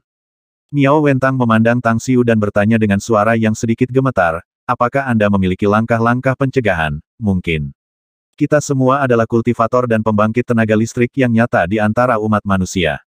Tetapi jika kita tidak bisa menghentikan binatang iblis itu akan menjadi malapetaka bagi orang-orang biasa. Bahkan bencana yang mereka bawa akan menyebabkan situasi yang tak terbayangkan dan mengerikan. Tang Xiu tiba-tiba berbalik untuk melihat Duan Mulin dan berkata dengan suara yang dalam, Senior Duanmu, aku akan membutuhkan bantuanmu dan juga bantuan dari negara. Bantuan apa yang kamu butuhkan? Tanya Duan Mulin segera. Selama kamu bisa berurusan dengan binatang iblis itu, aku akan berkomunikasi dengan para pemimpin top untuk mencoba memenuhinya. Apapun yang Anda butuhkan. Orang-orang saya di Samudra Pasifik dan kami saat ini sedang berkonflik dengan berbagai kekuatan kultivasi di seluruh dunia, kata Tang Xiu. Alasan spesifiknya adalah karena rumor yang sengaja disebarkan oleh klan penyihir surgawi, mengatakan bahwa ada harta yang berguna bagi para praktisi yang dimakamkan di Samudra Pasifik. Lokasi sebenarnya adalah situs sekte di sana. Jadi, saya butuh kerja sama negara untuk menutupi situasi ini. Rumuskan lebih spesifik, kata Duan Mulin. Aku perlu memobilisasi semua kultivator di bawah sekte saya dan memindahkan mereka ke sini untuk membentuk garis blokade untuk mencegah binatang iblis itu keluar sebanyak mungkin. Karena itu, saya perlu deklarasi negara itu bahwa pulau tertentu di Samudra Pasifik adalah stasiun Biro Kemampuan Khusus China. Tetapi karena konflik dengan klan penyihir surgawi, klan ini kemudian dengan sengaja menyebarkan desas-desus dan mencoba menggunakan kekuatan lain untuk menghancurkan cabang kami di sana. Duan Mulin mengangguk dan berkata, kami berada dalam masa bahaya, jadi aku akan menyetujui permintaanmu. Saya akan segera meminta instruksi kepada atasan, tapi saya yakin mereka akan menyetujuinya. Satu hal lagi, saya harus pergi ke sana sekaligus untuk menyelesaikan masalah di sana secepat mungkin. Selanjutnya, saya juga akan mengambil tindakan yang diperlukan dengan sengaja mengambil tindakan untuk memperingatkan yang lain, kata Tang Xiu. Apalagi yang Anda perlu kami lakukan dalam hal kekuatan militer? Tanya Duan Mulin dengan suara yang dalam. Saya harap beberapa pejuang dapat mengirim saya ke sana. Tang Xiu berpikir sejenak dan berkata, ini cara yang lebih baik untuk mengumumkan bahwa pulau itu adalah cabang rahasia Biro Kemampuan Khusus. Dengan berita yang sudah bocor, kita perlu menarik anggota kita ke sana dan meninggalkan cabang itu. Duan Mulin mengerutkan kening dan memaksakan senyum. Saya khawatir itu akan sedikit merepotkan karena saya perlu bernegosiasi dengan negara-negara tetangga. Namun, aku juga akan menjanjikan itu padamu. Tang Xiu mengangguk sebagai jawaban. Dia kembali menatap kedalaman Himalaya. Kemudian, dia berkata dengan suara yang dalam, saya tidak akan kembali untuk beberapa waktu, jadi Anda akan berada dalam situasi yang sangat berbahaya. Saya harap Anda bisa bertahan selama beberapa waktu. Hubungi saya segera jika ada situasi. Saya akan membutuhkan paling banyak 2 hari untuk kembali dengan sejumlah besar ahli sebagai penguat.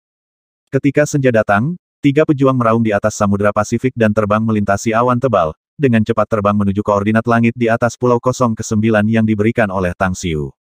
Pada saat ini, puluhan kapal besar dan ratusan kultivator di Samudra Pasifik mengangkat kepala mereka dan memusatkan perhatian mereka pada 3 jet tempur. Mereka semua tampak penasaran karena tanda tangan para pejuang menunjukkan bahwa mereka milik Tiongkok. Namun, tempat ini jauh dari Cina, namun para pejuang mereka terbang ke tempat ini.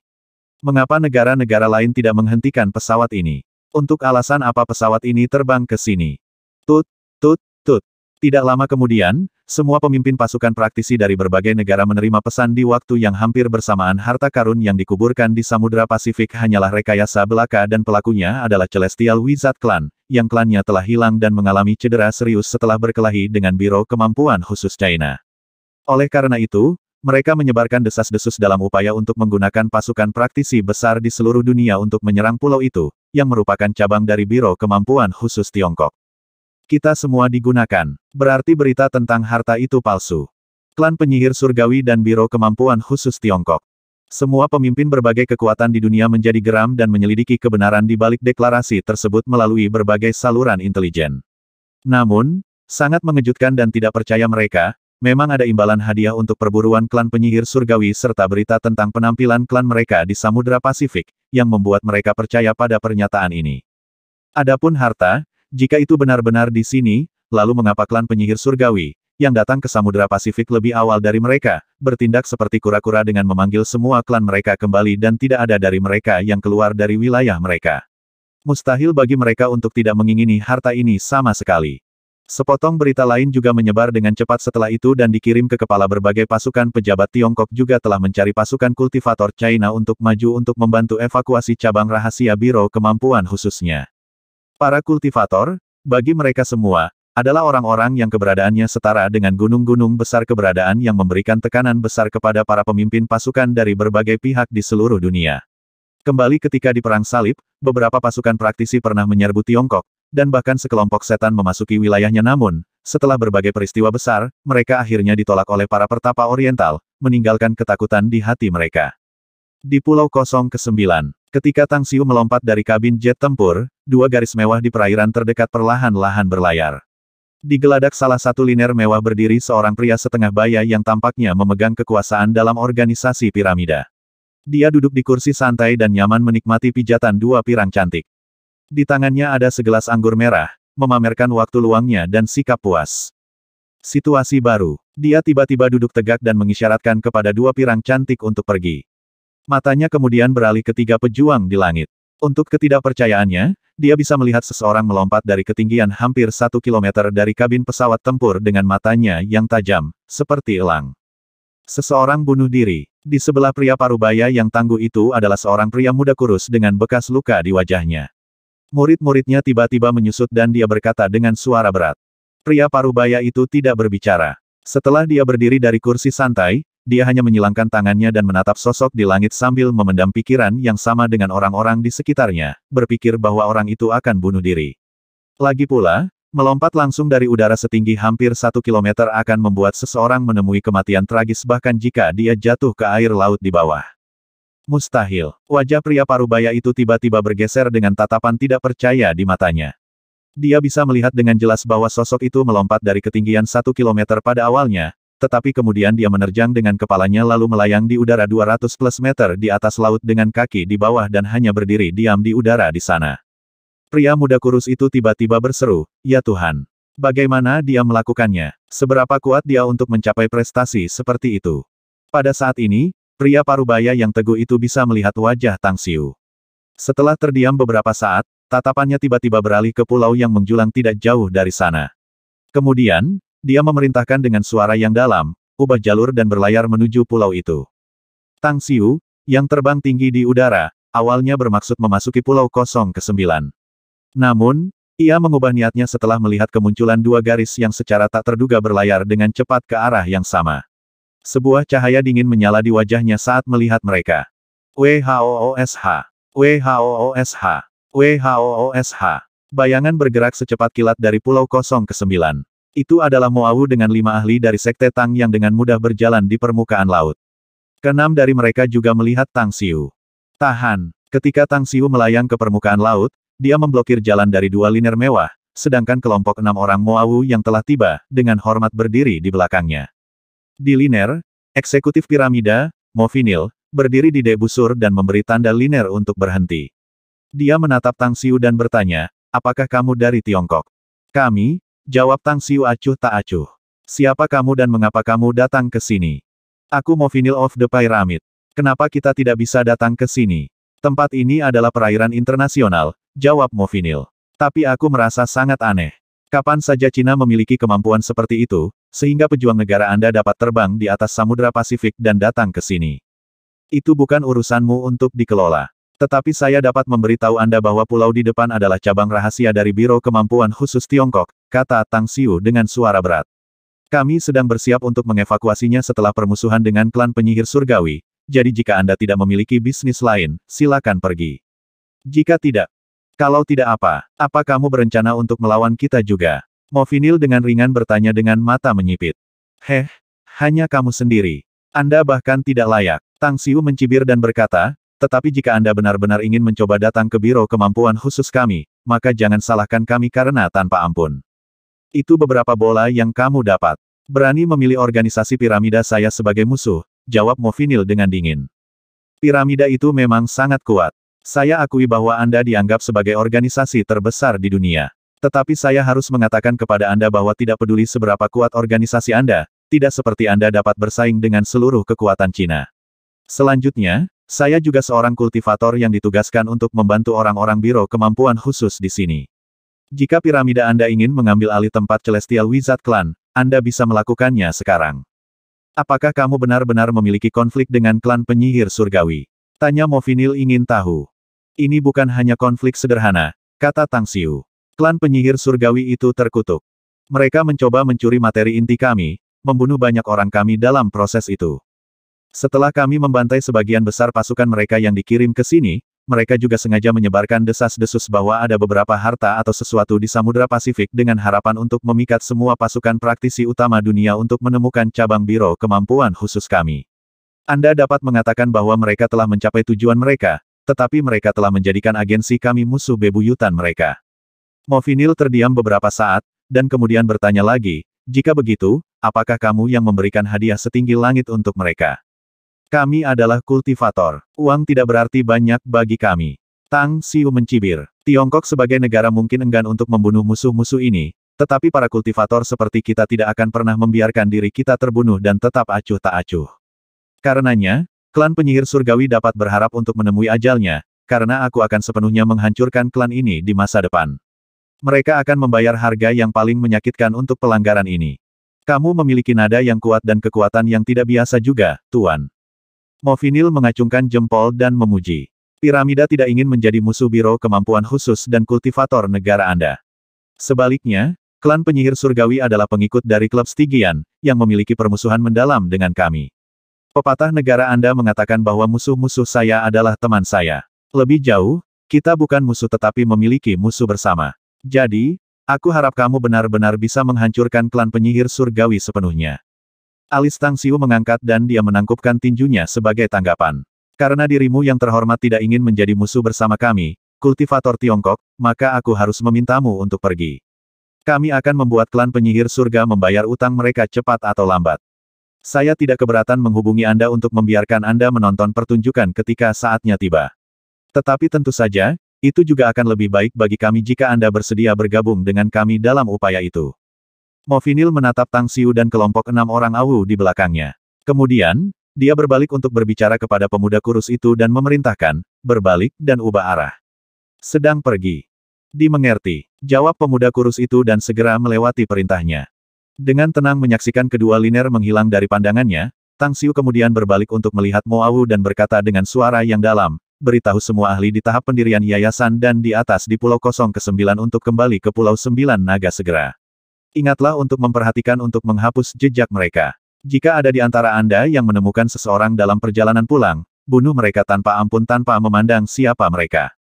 Diakui, Mo Awu tidak tahu apa yang terjadi, tapi dia tetap mematuhi dengan hormat. Segera setelah itu, semua kultivator di tahap pendirian yayasan dan di atas diam-diam kembali ke Pulau 9 Naga, langsung meninggalkan Pulau ke-9 yang awalnya direncanakan sebagai tempat untuk kamuflase. Namun, masih ada banyak pulau di perairan sekitarnya, jadi dia menjaga pengawasan aktif untuk melihat ada orang yang mendekat atau kapal di muka. Di alun-alun istana, dengan tangan di belakang punggungnya, Tang Xiu melihat ke hampir 200 Foundation Stage Establishment Stage dan ahli di atas sebelum dia dan mulai berbicara. Semua orang, Tiongkok sekarang menghadapi krisis besar yang ditimbulkan oleh sejumlah besar binatang setan dari kedalaman Himalaya. Binatang iblis adalah makhluk yang jauh lebih menakutkan daripada spesies binatang buas manapun karena salah satu dari hewan buas ini mampu bertarung melawan beberapa hewan buas ganas dari tingkat yang sama. Karena itu, Anda harus kembali ke China bersama saya untuk melindungi warga negara biasa. Tetapi Anda dapat berharap bahwa Anda akan berjalan di atas benang kehidupan dan kematian karena Anda harus membunuh sebanyak mungkin binatang iblis. Gu Xiaoxue berjalan 2 langkah ke depan dan memberi hormat sebelum bertanya, lalu, bagaimana dengan tempat ini, Grandmaster? Aku bisa merasa lega karena Yaner menjaga benteng di sini, jawab Tang Xiu dengan suara berat.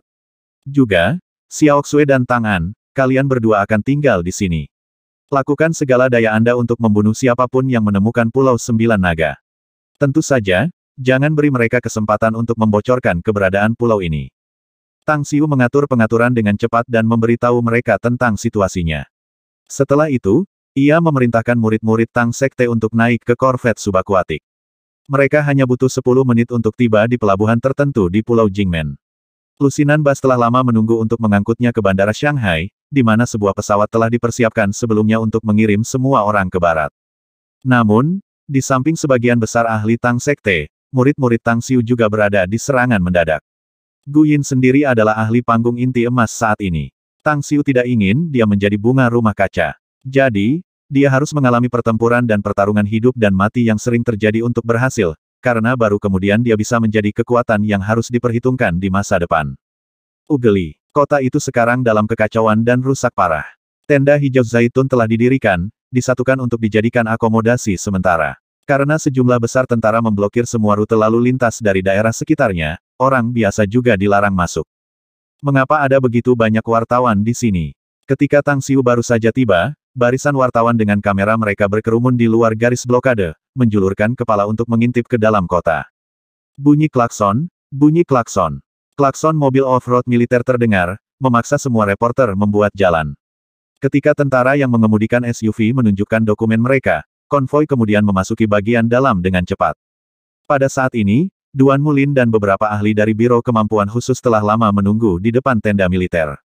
Dia tiba-tiba tampak terkejut ketika melihat pria dan wanita yang kuat dan kokoh turun dari lusinan kendaraan off-road militer, terutama karena tas militer yang mereka bawa. Tang Xiu maju, menyapanya, dan berkata, Duanmu senior, aku telah membawa sebagian besar anggota sekte saya, total 201 orang. Saya harap Anda dapat mengatur tempat terpisah bagi mereka untuk tinggal di sini, sementara saya juga meminta kuasa memerintah atas mereka. Duan Mulin terdiam beberapa saat dan kemudian dengan penasaran bertanya, ada sesuatu yang ingin saya tanyakan pada Anda, Tang Xiu. Apakah mereka tentara atau kultivator? Mereka memiliki aura prajurit yang lebat dan niat membunuh. Biarkan aku jujur, Duanmu senior, kata Tang Xiu. Mereka semua adalah kultivator yang dilatih oleh murid saya. Sebagian besar dari mereka telah dikirim ke beberapa lingkungan yang sangat brutal di luar negeri ketika mereka masih muda, dan mayoritas dari mereka juga ingin menjadi penjahat di dunia. Tetapi saya dapat menjamin bahwa mereka hanya membunuh orang-orang yang pantas dibunuh, dan mereka juga tidak pernah melakukan sesuatu yang ilegal di negara kita. Duan Mulin perlahan mengangguk dan berkata, aku lega dengan jaminanmu. Baiklah, saya akan segera menugaskan beberapa orang untuk mengatur akomodasi mereka. Mereka juga akan menerima jatah dan materi mereka. Namun sebelum itu, saya punya satu pertanyaan terakhir. Tolong tanyakan. Tang Xiu mengangguk. Ini tentang kekuatan mereka. Bisakah mereka benar-benar memegang garis blokade dalam misi berikutnya? Tanya Duan Mulin. Misi mereka bukan untuk mengatur garis blokade tetapi untuk memasuki kedalaman Himalaya untuk memburu binatang iblis itu. Ini juga alasan utama mengapa saya meminta hak memerintah atas mereka. Tetapi Anda dapat yakin bahwa yang paling lemah di antara mereka adalah pada tahap pendirian yayasan, sehingga mereka memiliki kemampuan untuk melindungi diri mereka sendiri jika mereka menghadapi beberapa binatang buas yang menakutkan. Dengan ekspresi yang berubah, Duan Mulin mengangguk dan berkata, baiklah kalau begitu. Saya tidak akan mengatakan apa-apa lagi karena Anda sudah memutuskan. Juga, Tang Xiu, ada gelombang binatang iblis lain hanya 2 jam yang lalu. Lusinan orang telah jatuh dan puluhan lainnya sekarang terluka. Berapa banyak yang ada di gelombang terakhir? Tanya Tang Xiu. Total 200. Duan Mulin memaksakan senyum dan berkata, tapi yang paling kuat dari mereka adalah luar biasa kuat. Untungnya, Miao Wentang, Cao Mingzhen, dan Dao Master Zi bergandengan tangan untuk mengusir binatang iblis itu. Ekspresi Tang Xiu sedikit berubah. Agar ketiganya bergandengan tangan untuk mengusir binatang iblis, itu berarti bahwa binatang iblis itu setidaknya sebanding dengan seorang ahli pada tahap akhir dari pendirian yayasan. Serangan melecehkan dengan binatang iblis yang begitu kuat hanya berarti bahwa ada banyak binatang buas yang memiliki kekuatan menakutkan di kedalaman gunung. Setelah setengah jam, tenda sementara telah didirikan di ruang terbuka yang jauh dan terpisah dari akomodasi yang lain. Semuanya berkumpul. Saat Tang Xiu mengeluarkan perintah, 201 murid Sekte Tang muncul di depannya dan dengan cepat mengatur diri mereka dalam barisan. Mo Au, Jin Si, Ye Sisan, dan Hao Lei. Kalian berempat akan bertindak sebagai kapten dengan masing-masing memimpin 40 murid. Tang Xiu memerintahkan dengan suara yang dalam. Kalian semua akan melaksanakan perintahku sementara sisanya akan mengikuti aku. Kami akan dibagi menjadi 5 tim, dan tujuan utama kami adalah untuk berburu dan membunuh binatang buas untuk mempertajam diri kita sendiri. Diakui, keempat orang itu segera melaporkan kembali. Ayo berangkat, kami akan menyelidiki situasi di pedalaman. Anda juga dapat menggunakan peralatan berteknologi tinggi yang Anda bawa ke sini dalam pertempuran berikutnya, lanjut Tang Xiu. Terutama peralatan pemantauan yang bisa kamu gunakan untuk mendeteksi pergerakan binatang iblis jika digunakan dengan tepat waktu, yang dapat membantu kita dalam melaksanakan rencana pertempuran dengan segera. Larut malam, Tang Xiu dan Ye Sisan diam-diam menyelinap ke kedalaman Himalaya seperti hantu. Ketika mereka melintasi dua puncak, tiba-tiba mereka merasakan bahu mereka ditekan oleh tekanan yang tidak terlihat. Ada yang salah dengan gravitasi ruang di sini, Sekte Master, kata Ye Sisan dengan suara tertekan dan wajah luar biasa hikmat. Benar, saya merasakan bahwa gravitasi di sini setidaknya 5 kali lebih tinggi daripada di luar.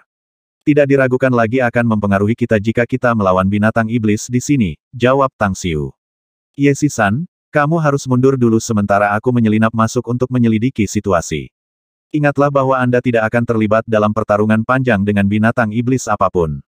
Bunuh itu jika Anda bisa, tetapi segera mundur jika Anda tidak bisa. Aku akan pergi denganmu, Sekte Master. Aku bisa menjaga punggungmu jika ada bahaya, jawab Ye Sisan dengan wajah khawatir. Tidak, Tang Xiu menggelengkan kepalanya. Kalau begitu aku akan menunggumu di luar, kata Ye Sisan tanpa daya. Tapi tolong segera mundur jika kamu dalam bahaya. Tang Xiu diam saja. Setelah menyaksikannya mundur dari tempat itu dengan gravitasi yang tidak normal, ia kemudian melepaskan indera spiritualnya. Dia mengeluarkan mantra tak terlihat, mengaktifkannya dan bergegas maju. Sepanjang jalan, dia menemukan lebih dari selusin gelombang binatang iblis, beberapa di antaranya memancarkan aura besar yang dinilai Tang Xiu berada di panggung inti emas. Di mana yang besar di antara mereka? Menyelinap ke kedalaman pegunungan pada malam hari melayani dua tujuan. Yang pertama adalah memasang perangkat pemantauan untuk mengetahui pergerakan binatang iblis secara real-time, dan yang kedua adalah menemukan dua binatang iblis yang paling kuat untuk mengetahui kekuatan mereka yang sebenarnya. Buruk, tubuh Tang Xiu tiba-tiba mengencang dan dia langsung mundur ke belakang. Dalam sekejap mata, dia mundur ratusan meter dan bersembunyi di lubang salju. Ho ho, dua binatang iblis seperti singa memancarkan aura besar muncul di sekitarnya dengan tatapan bingung di mata mereka. Setelah tinggal sebentar dan melihat sekeliling, mereka saling bertukar pandang dan menggelengkan kepala.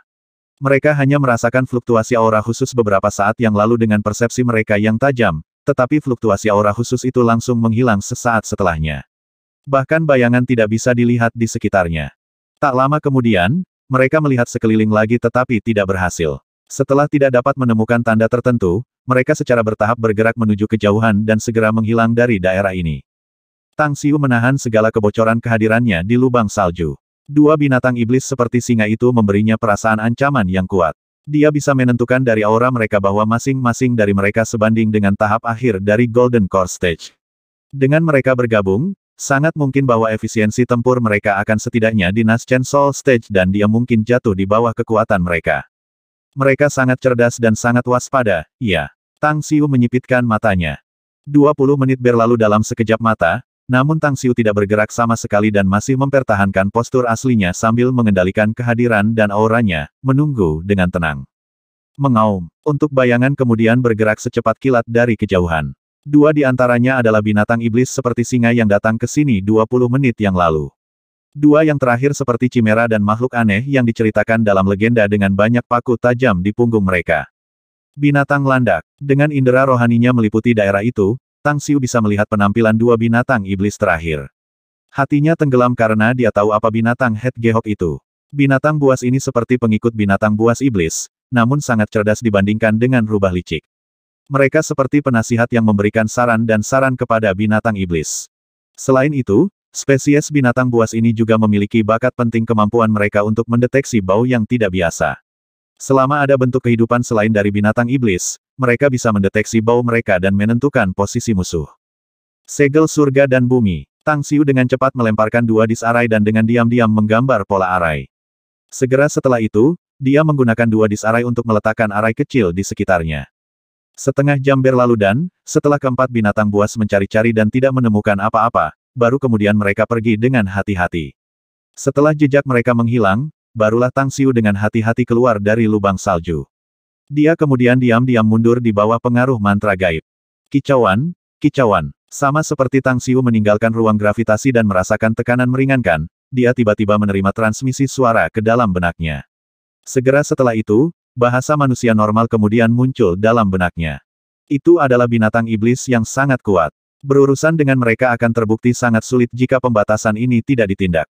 Di mana Anda sekarang, Tuan? Melawan binatang iblis itu hanya akan menghasilkan kematianmu dengan tingkat kultivasimu saat ini. Wajah Tang Xiu sedikit berubah.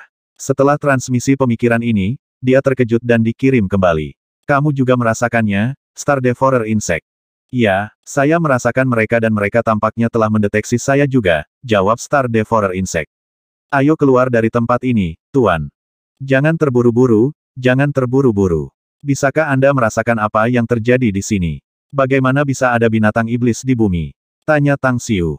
Akhirnya, Tang Xiu kecewa karena Star Devourer Insect tidak tahu mengapa binatang iblis ada di sini juga. Bahkan tidak tahu banyak tentang makhluk-makhluk ini dan hanya mengandalkan catatan mereka yang pernah dibacanya, memberinya sedikit pengetahuan tentang mereka. Apakah Anda akan tertidur lagi, Star Devourer Insect? Tanya Tang Xiu dengan penuh pertimbangan, karena ia tidak bisa mengetahui kondisi makhluk ini saat ini. Pesawat ini memiliki penindasan yang kuat terhadap saya, kata Star Devourer Insect. Mungkin akan sangat berbahaya jika aku melepaskan semua kekuatanku di sini. Kemungkinan aku akan tertidur dalam waktu yang sangat lama sangat tinggi bahkan jika aku bisa menyelamatkan hidupku sendiri. Tang Xiu mengangguk tanpa sepatah kata pun. Dia sangat jelas bahwa Star Devourer Insect benar. Hukum surgawi Dao dari pesawat ini sangat kuat, dan sama sekali tidak ada ruang bagi para ahli untuk mengubahnya. Satu-satunya pilihan adalah menghapus atau mengeluarkannya dari dunia ini. Bahkan jika dia memiliki cara khusus untuk melindungi Star Devourer Insect, itu masih akan seperti yang dikatakan, terluka parah dan jatuh tertidur lama. Lalu, kita akan bertindak tergantung situasinya. Jika binatang iblis ini membawa terlalu banyak bahaya, saya ingin Anda bertindak.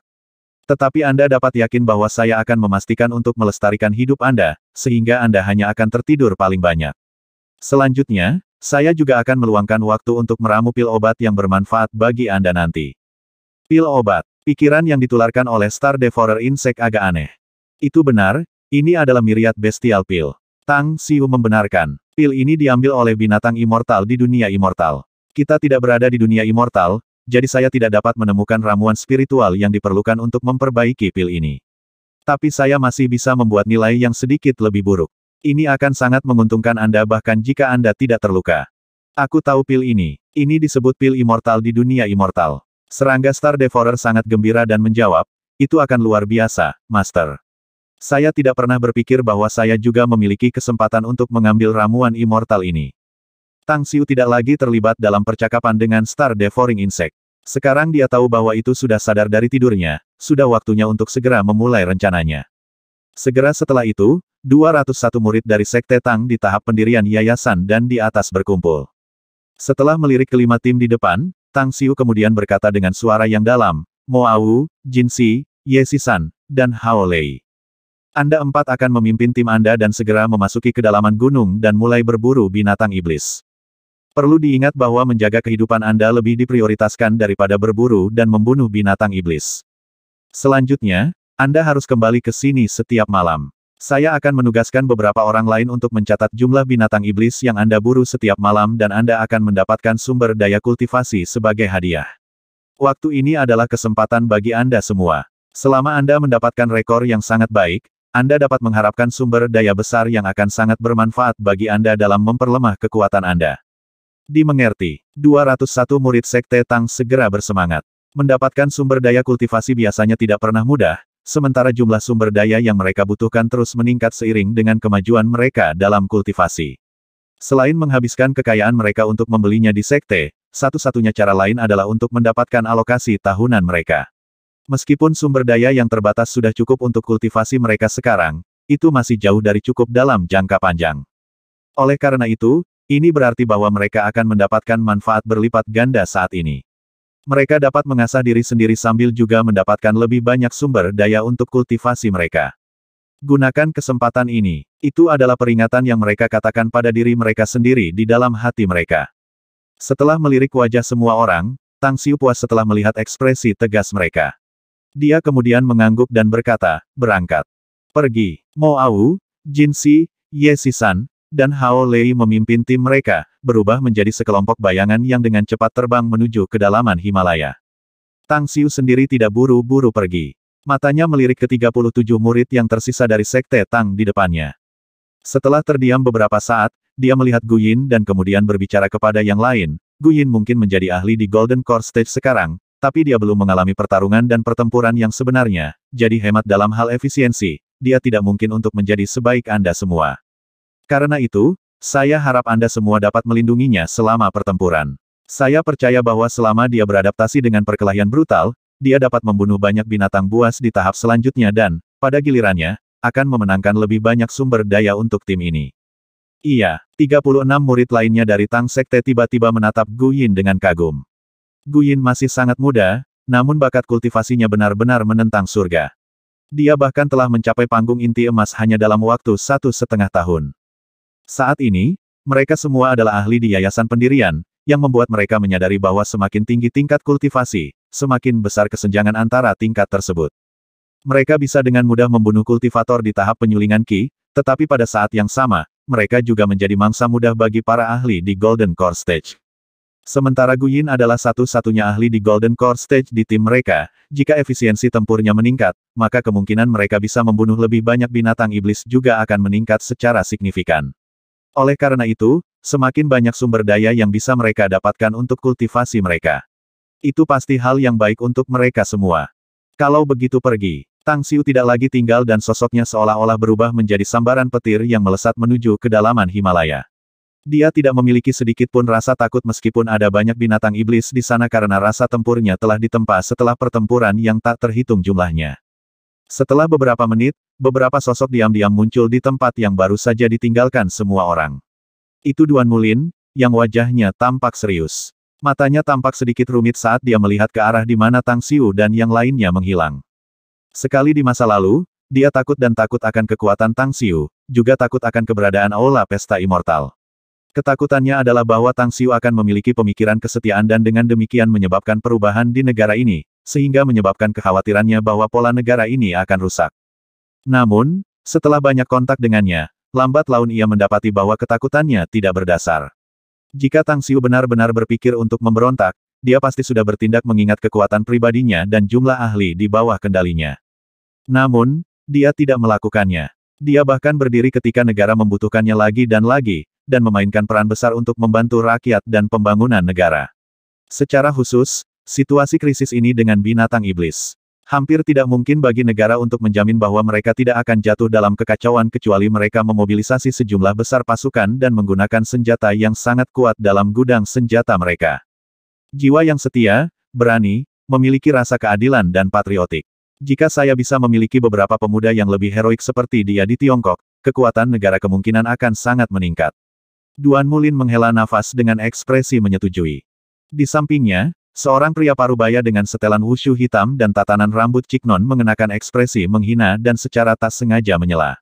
Direktur Duanmu, bukankah kamu melebih-lebihkan? Hanya dengan mengandalkan mereka kita dapat sangat meningkatkan kekuatan nasional negara kita. Saya akui bahwa sedikit kekuatan mereka baik, tetapi dengan sembarangan bergegas ke kedalaman Himalaya seperti ini tidak lain adalah bodoh dan hanya mencari kematian mereka sendiri. Seorang lelaki tua berjas tunik Cina dan tongkat berjalan mengangguk setuju. Kami telah melihat kekuatan dari binatang iblis itu juga. Saya dapat mengatakan bahwa saya sangat kuat, namun saya sangat jelas bahwa saya sedikit lebih rendah daripada beberapa dari mereka. Tang Xiu yang berani membawa orang-orangnya untuk melintasi lebih dalam hanyalah tindakan sembrono. Nah, sepertinya nenek moyang kita benar bahwa Anda hanya dapat mengasah kemampuan Anda jika Anda dikhususkan untuk satu bidang. Dia memang memiliki beberapa bakat dalam pengobatan Tiongkok, tetapi dia hanya pemula dalam perang. Pada kata-kata mereka, Duan Mulin sedikit mengerutkan alisnya saat dia melirik pria paruh baya dan pria tua itu. Kedua pria ini memiliki latar belakang yang luar biasa. Yang pertama adalah Hun Sen dari klan kultivator tangguh tersembunyi yang membual ribuan orang, masing-masing adalah seorang kultivator. Nama orang tua itu adalah Jiang Suiseng, dan dia juga seorang kultivator yang telah menembus tahap inti emas dan memiliki lebih dari selusin murid. Sementara yang paling lemah adalah di tahap penyulingan Qi, kebanyakan dari mereka adalah ahli di tahap pendirian yayasan. Butuh begitu banyak usaha untuk mengundang mereka sehingga bibirnya hampir aus. Mereka juga memimpin rakyat mereka sendiri dan telah bertarung dengan binatang iblis itu, yang menyebabkan beberapa dari mereka terluka. Saat matanya beralih kembali ke pegunungan, dia mengeluarkan beberapa kata yang bermakna. Aku mungkin tidak mengerti yang lain, tapi aku masih tahu sesuatu tentang dia. Dia selalu bisa mengejutkan saya dengan potensi menakjubkan yang bisa dia keluarkan setiap saat. Ini dugaan saya bahwa dia tidak akan mengecewakan saya kali ini. Hun Sen dan Jiang Suiseng bertukar pandang dan juga mengeluarkan ekspresi menghina pada saat yang sama. Mantan tiba-tiba mengeluarkan senyum aneh dan menatap Duan Mulin. Direktur Duanmu, karena kamu sangat menghargai anak itu, kamu membuatku ingin melihat kemampuannya. Bagaimana kalau pergi ke sana dan melihatnya? Selain itu, kita bisa membantu mereka jika mereka dalam bahaya nanti. Demikian juga, Jiang Suiseng menyetujui dengan anggukan. Pikiranku tepat karena Direktur Duanmu sangat menghargainya. Saya juga ingin melihat kekuatan pengikutnya. Jika ada, kami telah mengusir binatang iblis dari garis timur, Direktur Duanmu. Saya tidak berpikir binatang buas itu akan mencapai garis blokade kami dalam beberapa jam ke depan, jadi bagaimana kalau pergi ke sana dan melihat-lihat? Duan Mulin ragu-ragu sejenak sebelum menggelengkan kepalanya. Tidak, saya harus tetap memimpin situasi secara keseluruhan. Saya tidak bisa pergi sesuka hati seperti itu. Tapi Anda bisa pergi jika Anda ingin melihat kinerja mereka. Hun Sen dan Jiang Suiseng mengangguk bersamaan. Kedua pria itu langsung melintas dan meninggalkan bayangan mereka, ke arah mana Tang Xiu dan orang-orangnya menghilang. Senyum kemudian digariskan di sudut bibir Duan Mulin. Dia tidak jelas tentang kekuatan Tang Xiu saat ini, tapi dia yakin itu benar-benar kuat. Baik Hun Sen dan Jiang Suiseng begitu sombong sehingga dia agak kesulitan mengirim mereka. Jika Tang Xiu bisa membuat mereka melihat apa yang menjadi kuat, mereka mungkin akan memiliki perubahan sikap, sehingga dia akan dapat banyak bersantai di penjadwalan berikutnya. WHOOSH. Bayangan secepat kilat langsung muncul di depan Duan Mulin. Aqua Babe, yang wajahnya sangat khusyuk, menyerahkan setumpuk foto dan melaporkan dengan suara berat. Ketua, rekaman pengawasan menunjukkan kumpulan besar binatang iblis di lembah yang berjarak 46 km dari garis tengah. Ini adalah gambar yang baru saja dikirimkan kepada kami. Dengan perubahan ekspresi, Duan Mulin dengan cepat melihat foto-foto itu dan kemudian bertanya dengan suara yang dalam, ada berapa banyak? Adakah jenis binatang iblis tertentu di antara mereka? Ekspresi pahit di wajahnya, Aqua Babe menjawab dengan suara rendah, menurut pertemuan yang sekarang dari binatang-binatang iblis itu, jumlahnya harus lebih dari 1000. Kami belum menemukan jenis binatang iblis tertentu di antara mereka, tetapi beberapa sangat kuat. Itu seharusnya lebih dari peringkat D menurut ukuran standar kita dari binatang iblis. Duan Mulin tersentak dan berkata dengan heran, garis blokade kami akan jatuh jika gelombang binatang iblis ini memiliki begitu banyak peringkat D. Mereka dapat dengan mudah menghancurkannya. Klasifikasi untuk binatang iblis yang diformulasikan oleh Duan Mulin dan banyak kultivator melalui pertempuran dari peringkat rendah ke tinggi adalah perbandingan antara binatang iblis dengan kultivator. F-rank binatang iblis biasa. E-rank binatang iblis yang sebanding dengan kultivator Key Refining Stage. D-rank binatang iblis yang sebanding dengan kultivator tahap pendirian yayasan. C-rank binatang iblis yang sebanding dengan kultivator Golden Core Stage. B-rank binatang iblis yang sebanding dengan kultivator Naschen Soul Stage. A-rank binatang iblis yang sebanding dengan kultivator tahap formasi jiwa. Peringkat di atas adalah, masing-masing S, SS, dan SSS. Sampai sekarang, binatang iblis yang paling kuat yang sudah muncul adalah yang dengan ukuran bangunan 2 lantai dan dievaluasi berada di peringkat B. Namun, binatang iblis B peringkat seperti itu setara dengan kultivator Naschen Soul Stage kekuatan yang menakutkan yang cukup untuk mengirim dingin di punggung Duan Mulin dan kultivator Cina lainnya. Namun, Tidak peduli betapa mengerikannya hal itu bagi mereka, semua orang sangat jernih bahwa mereka harus melakukan segala yang mereka bisa untuk menyingkirkan mereka, atau negara akan berubah menjadi kekacauan hebat. Kirim salinan evaluasi tim kami ke Tang Xiu, Aquababe. Duan Mulin memberikan kembali foto-foto itu ke Aquababe dan mengeluarkan perintah dengan wajah serius. Aquababe mengangguk dan mengirim pesan ke Tang Xiu. Kemudian, dia bertanya dengan cepat, apa yang akan kita lakukan selanjutnya, Ketua? Jika lebih dari 1000 binatang iblis berkumpul, atau lebih dari mereka mengenai garis blokade kita, apa yang harus kita lakukan? Angkatan bersenjata yang menjaga garis blokade mustahil untuk menghentikan mereka. Sebuah cahaya dingin melintas di mata Duan Mulin saat dia bertanya kembali, apakah Jenderal Wang Tao belum datang? Dia telah tiba dan sekarang mengerahkan langkah pertahanan militer di pinggiran. Aquababe mengangguk. Ayo kita lihat dia dulu, kata Duan Mulin. Kita harus membuat sistem pertahanan bersenjata di Ugeli terlebih dahulu dengan semua senjata tersedia. Jika yang lebih buruk menjadi yang terburuk dan kami tidak memiliki sarana tersisa, langkah terakhir kami akan mengerahkan senjata dengan kekuatan besar. Di Himalaya, memimpin junior dari sekte, Tang Xiu dengan hati-hati mengamati lingkungan sekitarnya. Angin dingin bersiul di sekitar pegunungan yang tertutup salju, dan semua orang bisa merasakan hawa dingin yang menusuk. Yang mengejutkan dari 37 murid sekte Tang, kecepatan kelompok Tang 28 yang beranggotakan tidak lebih lambat dari mereka. Kami mendapat visual sekitar selusin binatang iblis sekitar 1300 meter jauhnya pada jam 1, dan tidak ada binatang iblis lain di sekitar mereka, meskipun saya tidak mengesampingkan kemungkinan bahwa beberapa bisa bersembunyi dan keluar dari ruang lingkup pengamatan saya. Suesa, yang berada di belakang Tang Xiu, dengan cepat melaporkan dengan ekspresi berubah. Tang Xiu melihat ke arah yang dia tunjuk dan langsung memicingkan matanya. Lalu, dia mengangguk. Kalau begitu mari kita menguji air dengan memamerkan beberapa kemampuan kita karena hanya ada selusin binatang iblis. Gu Yin, kamu juga bisa menggunakan pedang immortal yang kakak perempuanmu berikan padamu. Aku pasti akan membunuh banyak binatang iblis itu, Tuan, jawab Gu Yin dengan hormat. Perlu diingat bahwa tidak peduli seberapa penting membunuh binatang iblis itu, keselamatanmu tetap menjadi prioritas, jawab Tang Xiu sambil tersenyum. Masih ada banyak peluang yang tersedia jika kamu hidup dan kamu bisa membunuh lebih banyak binatang buas nantinya selama kamu bisa menjamin kelangsungan hidupmu. Bahkan jika musuh adalah manusia. Setelah bergaul dengan anggota asli Aula Pesta Immortal untuk waktu yang lama, Gu Yin secara alami belajar banyak dari mereka, bahwa mereka biasa melakukan misi mereka.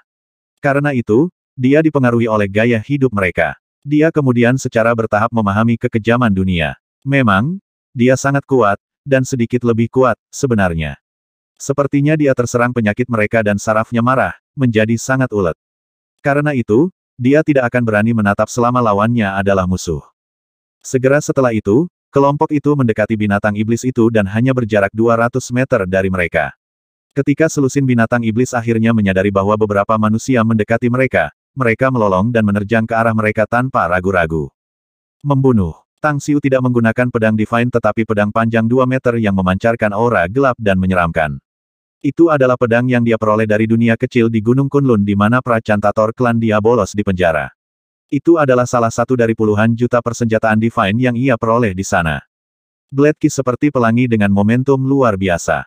Dua binatang iblis di garis depan dengan paku tajam di seluruh tubuh mereka langsung dibagi menjadi dua bagian oleh pedang. Pedang Ki yang kejam itu sedemikian rupa sehingga menakut-nakuti sisa binatang iblis dan mereka menghindarinya. Pada saat ini, lebih dari 40 ahli di tahap pendirian yayasan, termasuk Tang 28, juga memulai serangan kekerasan mereka. Engah, binatang iblis yang berusaha menghindari bilah Ki ditusuk oleh pedang Gu Yin. Karena menggunakan terlalu banyak kekuatan, pedang immortal dia pada dasarnya merobek perutnya dan menyebarkan organ-organ dalamnya. Membunuh mereka itu mudah. Dia tidak memiliki ketidaknyamanan atau pikiran yang terganggu meskipun itu adalah pembunuhan pertamanya, dan dia bahkan tampak agak terstimulasi. Dia mengangguk puas saat dia menarik pedang immortal dari binatang itu. Hati-hati, Suesa, yang selalu mengikuti Gu Yin, memperhatikan bahwa binatang iblis abon belum mati. Cakarnya menyapu secepat kilat untuk mencakar Gu Yin.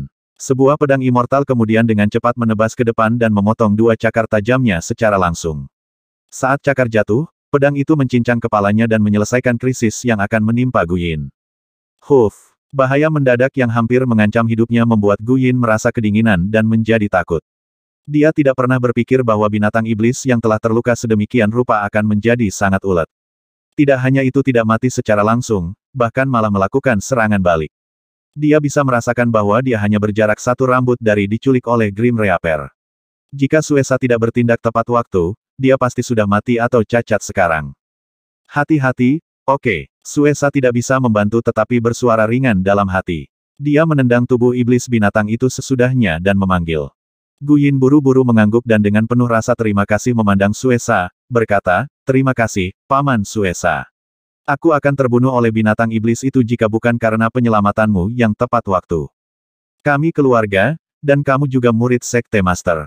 Bahkan jika Anda siap untuk keluar semua dan mengabaikan hidup Anda, saya akan terus melindungi keselamatan Anda," kata Suesa. "Tapi kamu harus ingat bahwa situasi di medan perang selalu berubah. Aku takut suatu saat aku akan terlambat untuk menyelamatkanmu. Karenanya, Anda harus menjaga keselamatan Anda sebagai prioritas utama setiap kali Anda bertarung. Jangan pernah ceroboh dan memperlakukannya dengan enteng." Guyin buru-buru mengangguk dan ekspresinya berubah sangat serius. Setelah Tang Xiu membunuh dua binatang iblis sebelumnya, dia tidak terus menyerang karena dia berpikir bahwa ini adalah kesempatan terbaik untuk mengasah murid-murid Tang Sekte. Dia ingin semua murid memiliki pengalaman tempur yang kaya sehingga peluang mereka untuk bertahan hidup akan lebih baik di masa depan. Tiba-tiba, wajahnya sedikit bergeser. Itu karena mayat iblis binatang yang ditendang oleh Suesa yang telah jatuh di dekatnya. Dia bisa melihat kristal hitam keluar dari lukanya bersama dengan organ-organ dalamnya. Apa ini? Pikiran Tang Xiu bergerak dan kristal hitam ditarik ke tangannya. Tiba-tiba, pupil matanya menyusut dan berkontraksi ketika ketidakpercayaan dan keraguan memenuhi mata dan wajahnya. Bagaimana mungkin binatang iblis tingkat rendah seperti itu sebenarnya memiliki iblis inti? Harus dicatat bahwa ia telah melakukan perjalanan ke alam setan beberapa kali di masa lalu, di mana ia melakukan pembantaian dan membunuh jutaan binatang buas di sana. Demon Kores semacam itu hanya ada dalam tubuh binatang iblis tingkat tinggi, tapi yang paling lemah dari binatang iblis tingkat tinggi memiliki kekuatan kultivator tahap immortal. Tak lama setelah itu, ia dengan cepat membedah beberapa binatang iblis lain di dekatnya dan menemukan beberapa iblis Kores dari dalam mereka. Sambil memegang Demon Kores ini, dia mencoba menyerap kekuatan iblis yang terkandung di dalamnya. Yang mengejutkannya, esensi kekuatan iblis di dalamnya sangat kaya. Bahkan energi iblis dari 10 batu setan tidak sekaya energi dari satu inti setan. Ini luar biasa. Dengan hati yang penuh sukacita, Tang Xiu melirik dan menemukan bahwa hanya ada 4 atau 5 binatang iblis yang masih berjuang untuk melawan. Sosoknya melintas dan pedang berubah menjadi cahaya pedang yang langsung membunuh mereka. Membedah tubuh mereka dan melihat apakah mereka memiliki iblis Kores di dalamnya. Setelah mendengar perintahnya, beberapa murid dari Sekte Tang segera membedah mayat binatang iblis sesuai instruksi Tang Xiu. Mereka juga berhasil menemukan Demon Core di masing-masing tubuh mereka. 13 binatang buas menghasilkan 13 iblis Kores. Itu berarti bahwa setiap binatang iblis memiliki iblis inti sendiri. Ini benar-benar kekayaan. Jumlah binatang iblis di pegunungan ini harus mencapai puluhan ribu. Jika aku bisa mengamankan semua iblis Kores dari tubuh mereka, itu akan seperti mendapatkan diriku harta karun. Saya tidak akan kekurangan sumber daya untuk kultivasi saya sendiri sebelum saya mencapai tahap immortal. Mata Tang Xiu sangat cerah saat ini.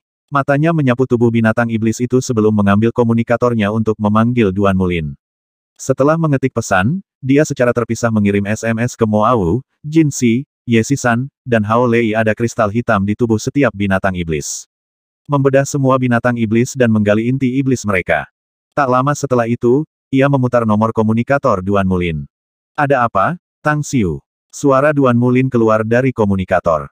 "Bisakah kita membahas sesuatu, Duanmu senior?" tanya Tang Xiu.